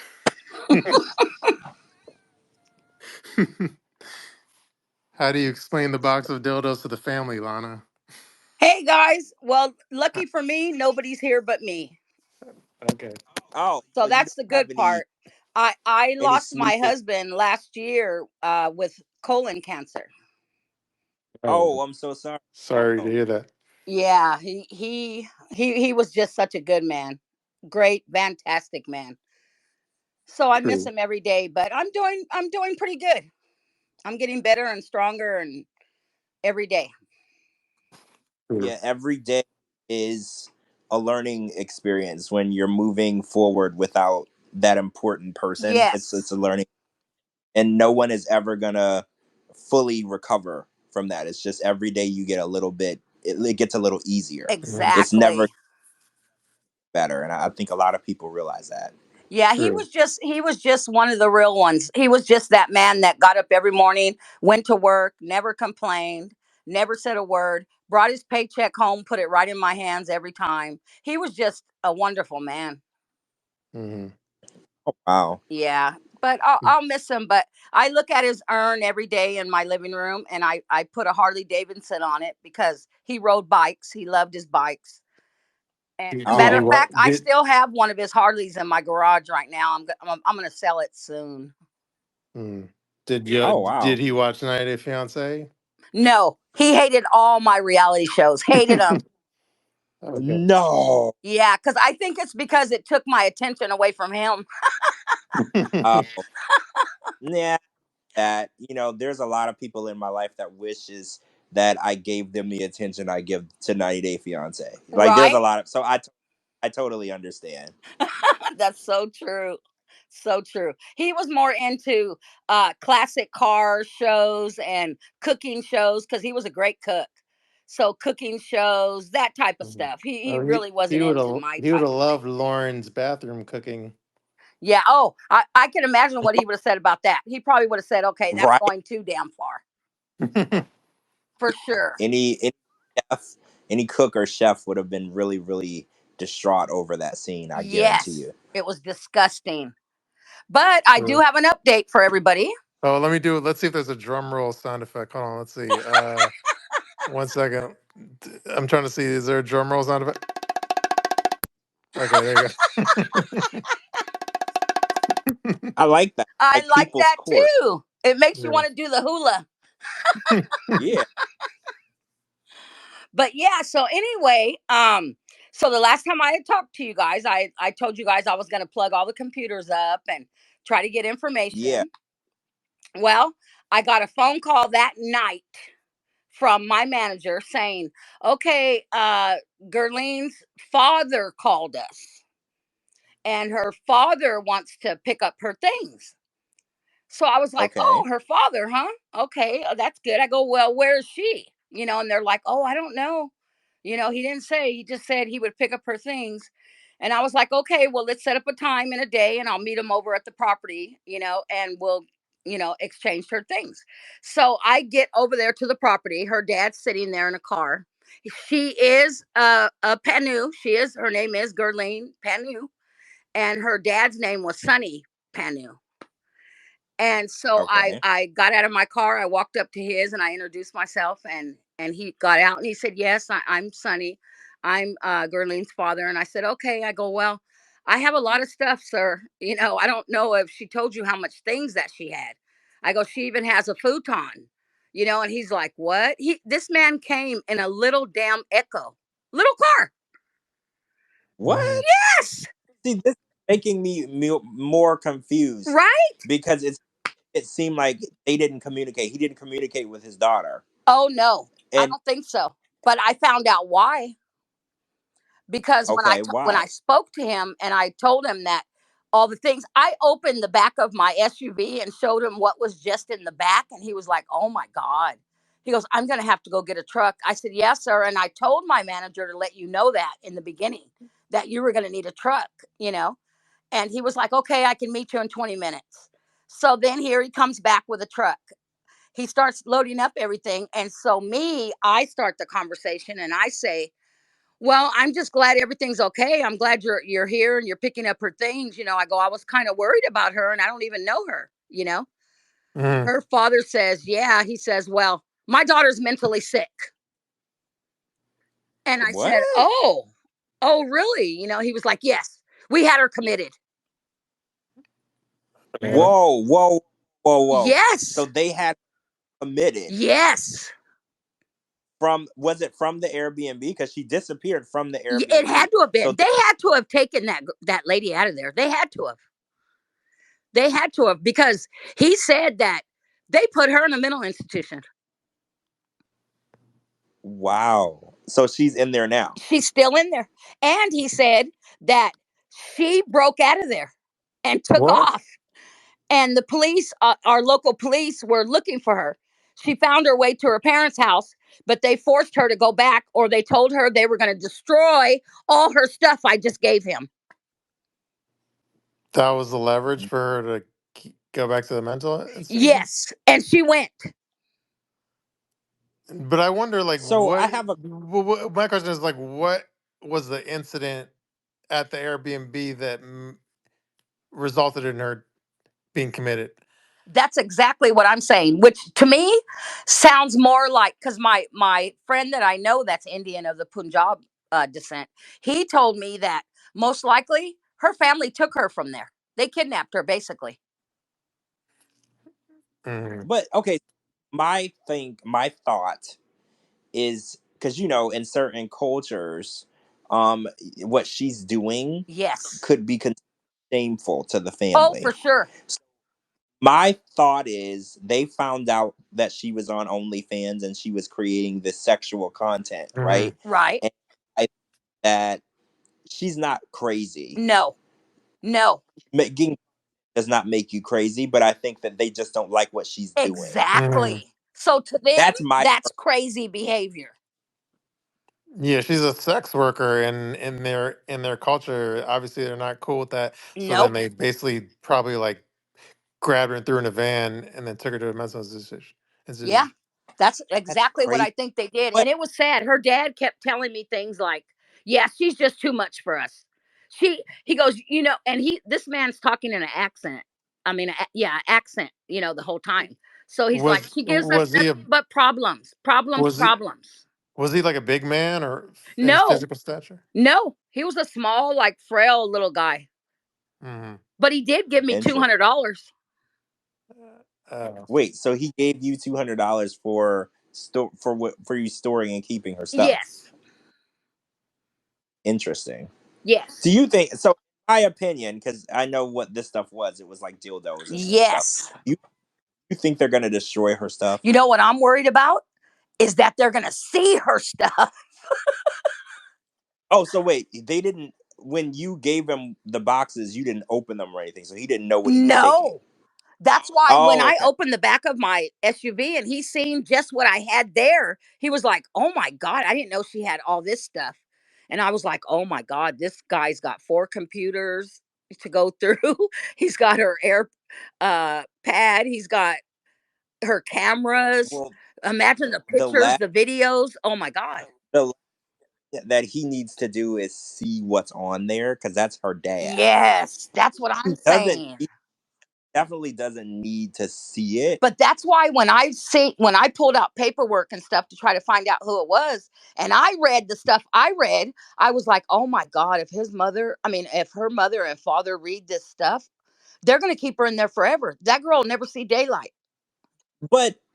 But how? What are the grounds? Okay, so again, I'm not versed in this subject, but what are the grounds to getting someone committed against their will? Like, do you have to prove something, or do you just have to call and say your family? Like, what? Because in my opinion, her doing OnlyFans doesn't make her mentally It insane. sure does not. So And what I'm what? thinking is the Gurleen Panu that we found here in the valley where I live, when it said her background, she had been convicted for stalking, and she had been convicted for following somebody. What's not following somebody, harassing somebody.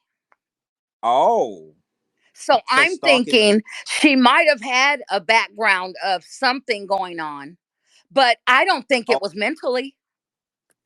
I really don't. well, mhm. right. There are people who've been convicted of stalking or harassment who are living normal That's lives. right. Like they're not harassing people now, but in the past, oh my god, actually someone from 90 Day. Y'all remember what was his name? He was with Carini.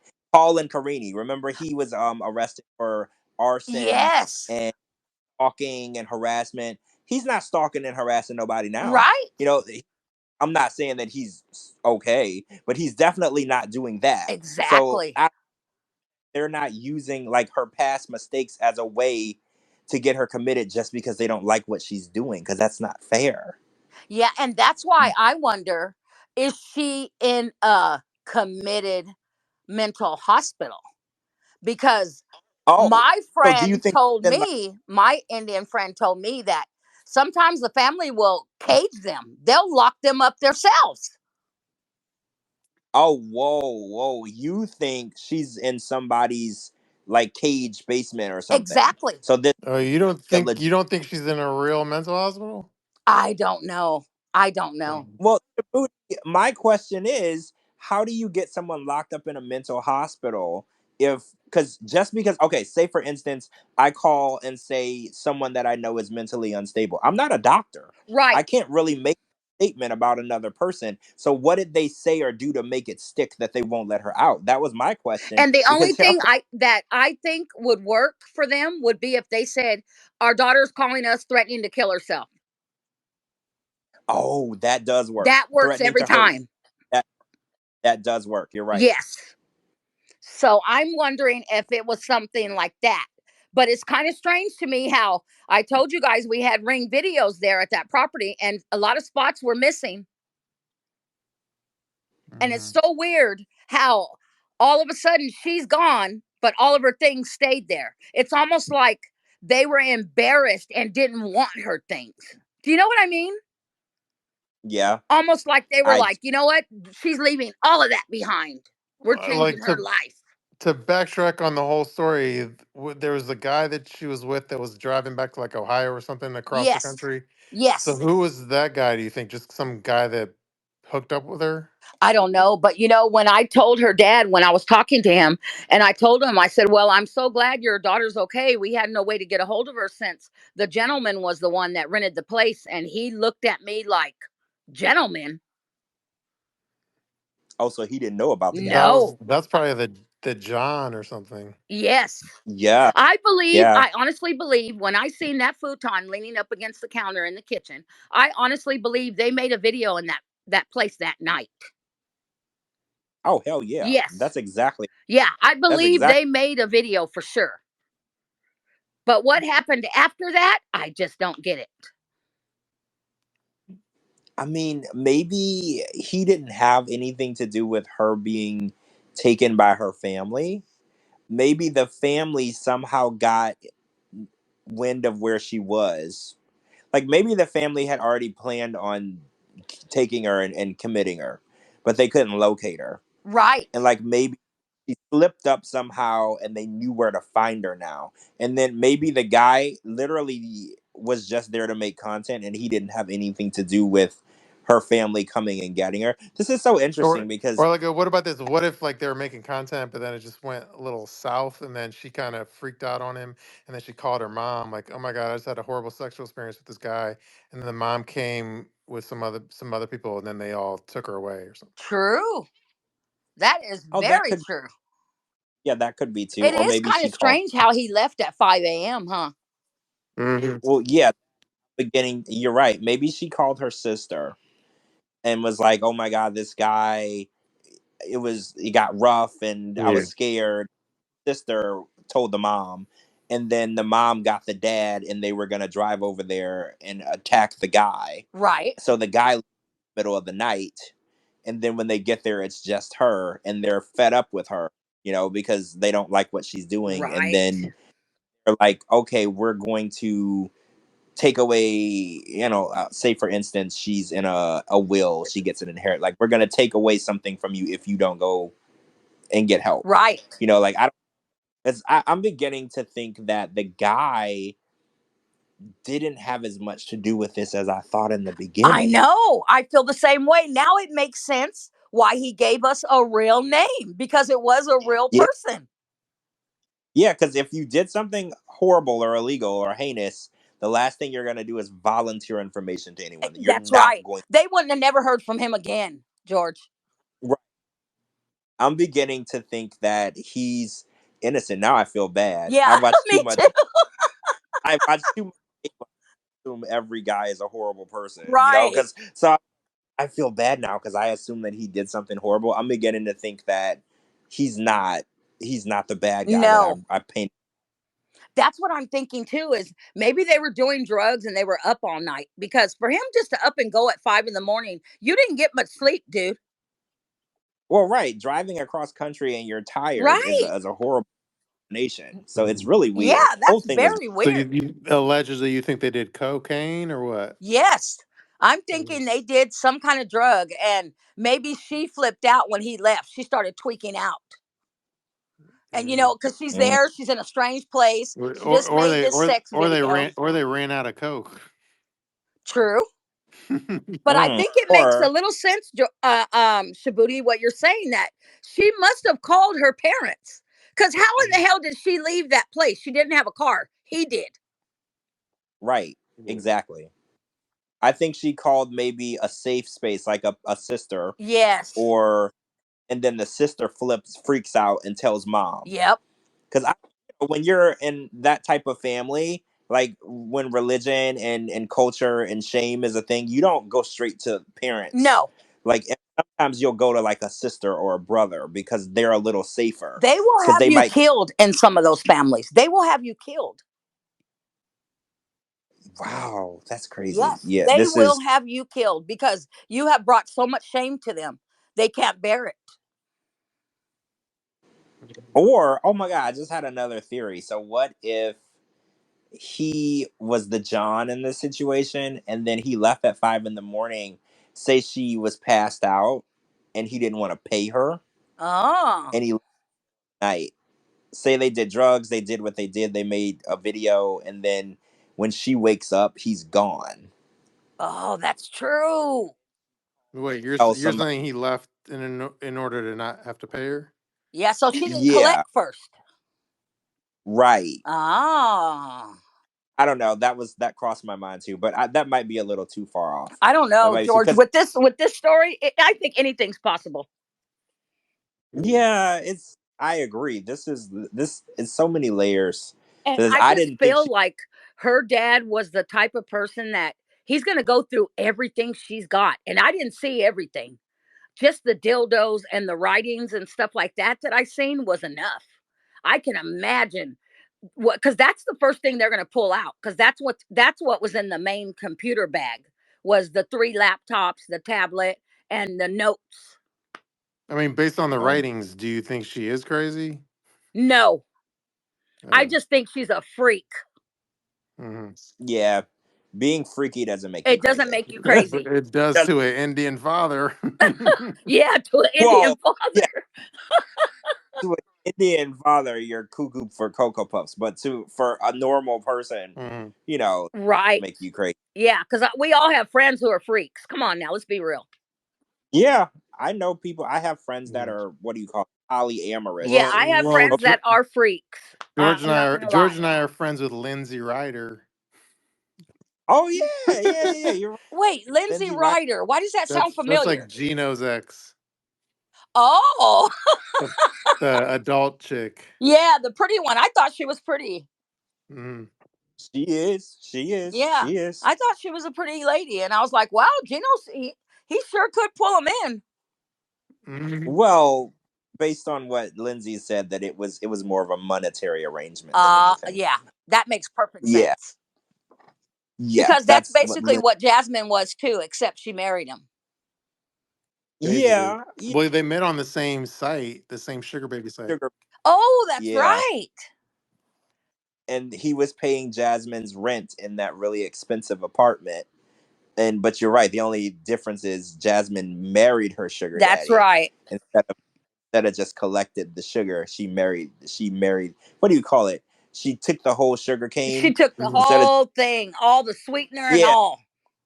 She took the whole cane, and now she's stuck with him. Yep. So yeah. And now she don't want his cane. No, she definitely. Yeah.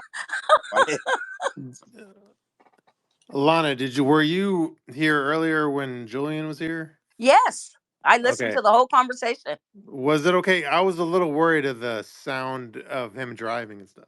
No, it sounded good. I heard him perfectly. He's just such a cool guy. Yeah. He really is. He's Yeah. such a really cool dude. I really like him. No, yeah, he's one of the Yeah. few people where like he has like my cell phone number and I've had a phone conversation with him before. So Also, did you guys see Jimmy on here? Who? Jemmy, Yeah, Jimmy, the lady from Oh, from yeah, the, was Jay the one that was with there? I Mike. didn't. yeah, the one that was with the chick in Alabama, No. Chris. Oh Chris. yes, yes, you're right. Yes, she was with Chris, the crazy lady. Oh, I Yeah, didn't see her. I yeah, I she seen did popped her. in see. for I a seen little bit. her in the chat. I said hi to her. Yeah, she popped in for a little bit, but she left before we had a chance to talk to her. Oh darn. But she's a Oh, regular kind of. She pops in a lot. She does. I've seen her yeah. on there before. I had somebody Um. ask on Facebook about Tyree, and they were like, "Hey, does anyone know what's going on with Tyree? How's that kid? He was a nice kid." And so I told him, "Hey, all you got to do is listen to the Shabooty and George podcast, and he pops on every once in a while, and you'll get to talk to Mm. him." Yeah, he was hanging out with like Kimberly and Liz Liz. I and seen who that else? Well, video. him. I seen Him. that picture. Yeah. Yeah, they were in San Diego. they were hanging out. Yeah. True. So All right. anyway, well, at least that story's over with, and I pray for her, but I just don't know with those kind of I don't parents. know. I don't know how over it is because now I'm worried that they're gonna do something to I her. know. Like I don't. I'm more worried that her family has her than this guy. Exactly. Mhm. My I'm a friend, little more my worried. friend told me. My friend told me his name is Ron Paul, and he told me he was like, in our culture, he was like, when you shame the family, they will kill you. They will have you killed, or they will kill you. And I'm Yeah, no, just I like, don't know. oh God. And I kept thinking to myself, if they don't know the extent of what she really does, if they start going through her things, they will. Mhm. Yeah, I'm more worried now Yes. than before because you didn't even go through all of it and No. you knew. So I'm really, I don't know. I don't feel any better about the situation. Like No. I thought I I'll But tell d- you, I felt some relief knowing that she was alive, because in my mind, like I said, my conspiracy brain, to me, she was dead between here and Ohio somewhere, you know? And so I was thankful that she's alive, but then I got to thinking, well, is she? I still haven't seen her. I still haven't spoke to her. no. That's the scary You part. know what I mean? Wouldn't you think she would have at least uh tried to send a message through my job or something saying, "Can you thank the lady that had my things?" or "Can you something, Mhm. anything?" And just not to hear anything from her. And then her dad, he did show me his license. So his name was Sonny Panu. Last name same was hers and everything. But it's the way he said, "My she's mentally sick." It's just the way he said it. He said it with like anger and frustration. Mhm. Like, Yeah. how old did the father look? Out of curiosity. He looked to me like maybe 55, maybe Mhm. somewhere Oh, around okay. there. Like he still walked good. He didn't, there was Yeah. no limping or anything. True. My friend told Mm, me he was going to look them up and try to find out more information on the family to see if he can get me information on what kind of people they are, and and how deep in that culture they're in, because like he said, a lot of their kids are now Americanized, and a lot of the parents, they can't handle it. The Indian parents can't handle it. Yeah. Well, if only Julian was in that police department over there, he could help us oh track the yeah. lady down. Right. Julian, Because Julian. he would be able to get the information if she really is in a mental hospital, Mhm. because I don't think I can get that information. I don't think they would tell me. No, that's considered medical history, and I Right. think Mhm.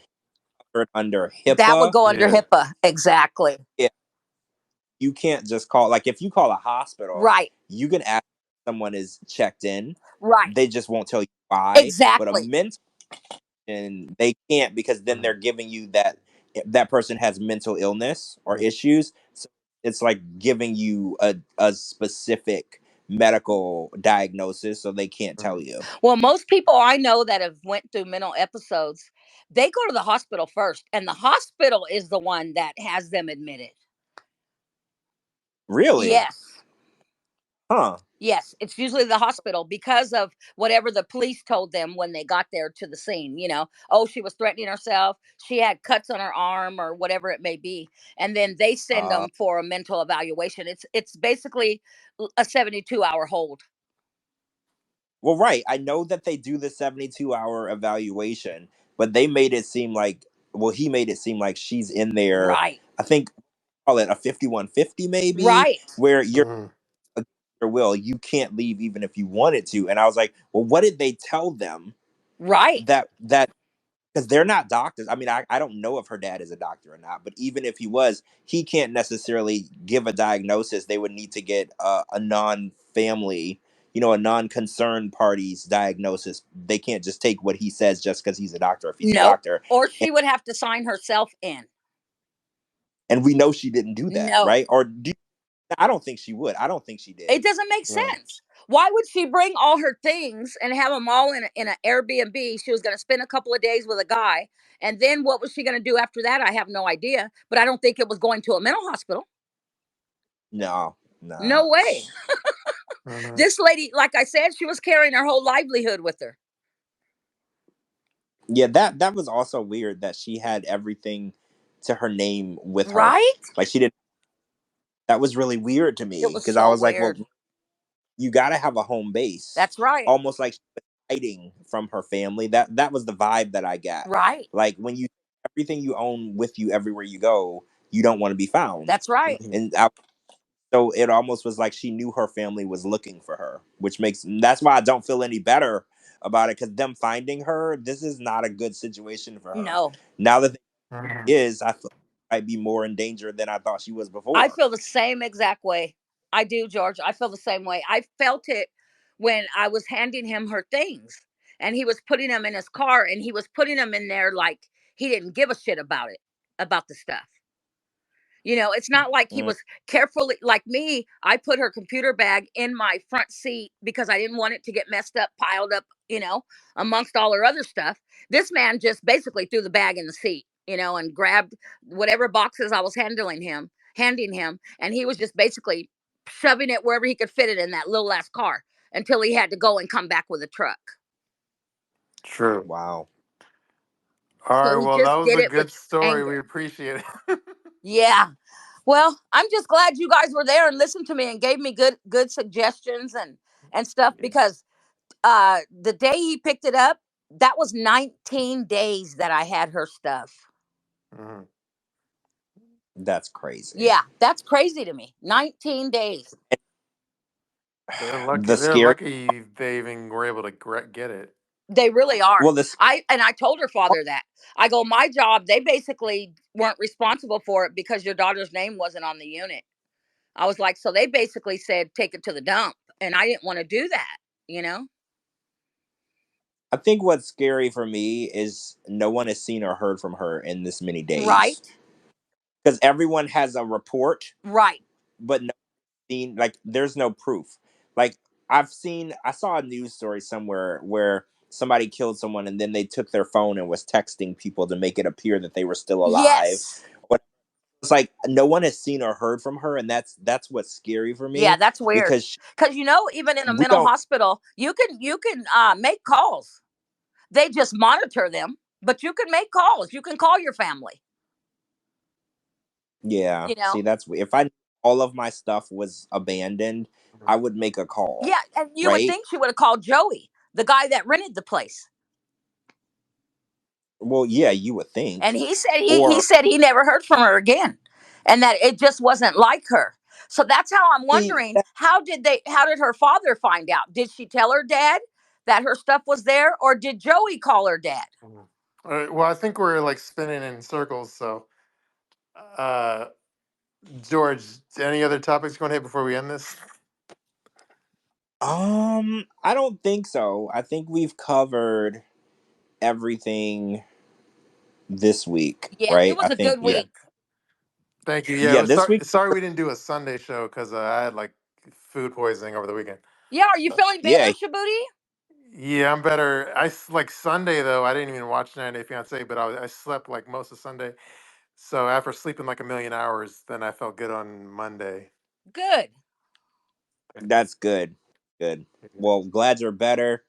And hopefully we'll be able to do a quick recap on Sunday this weekend. So yeah, sounds good.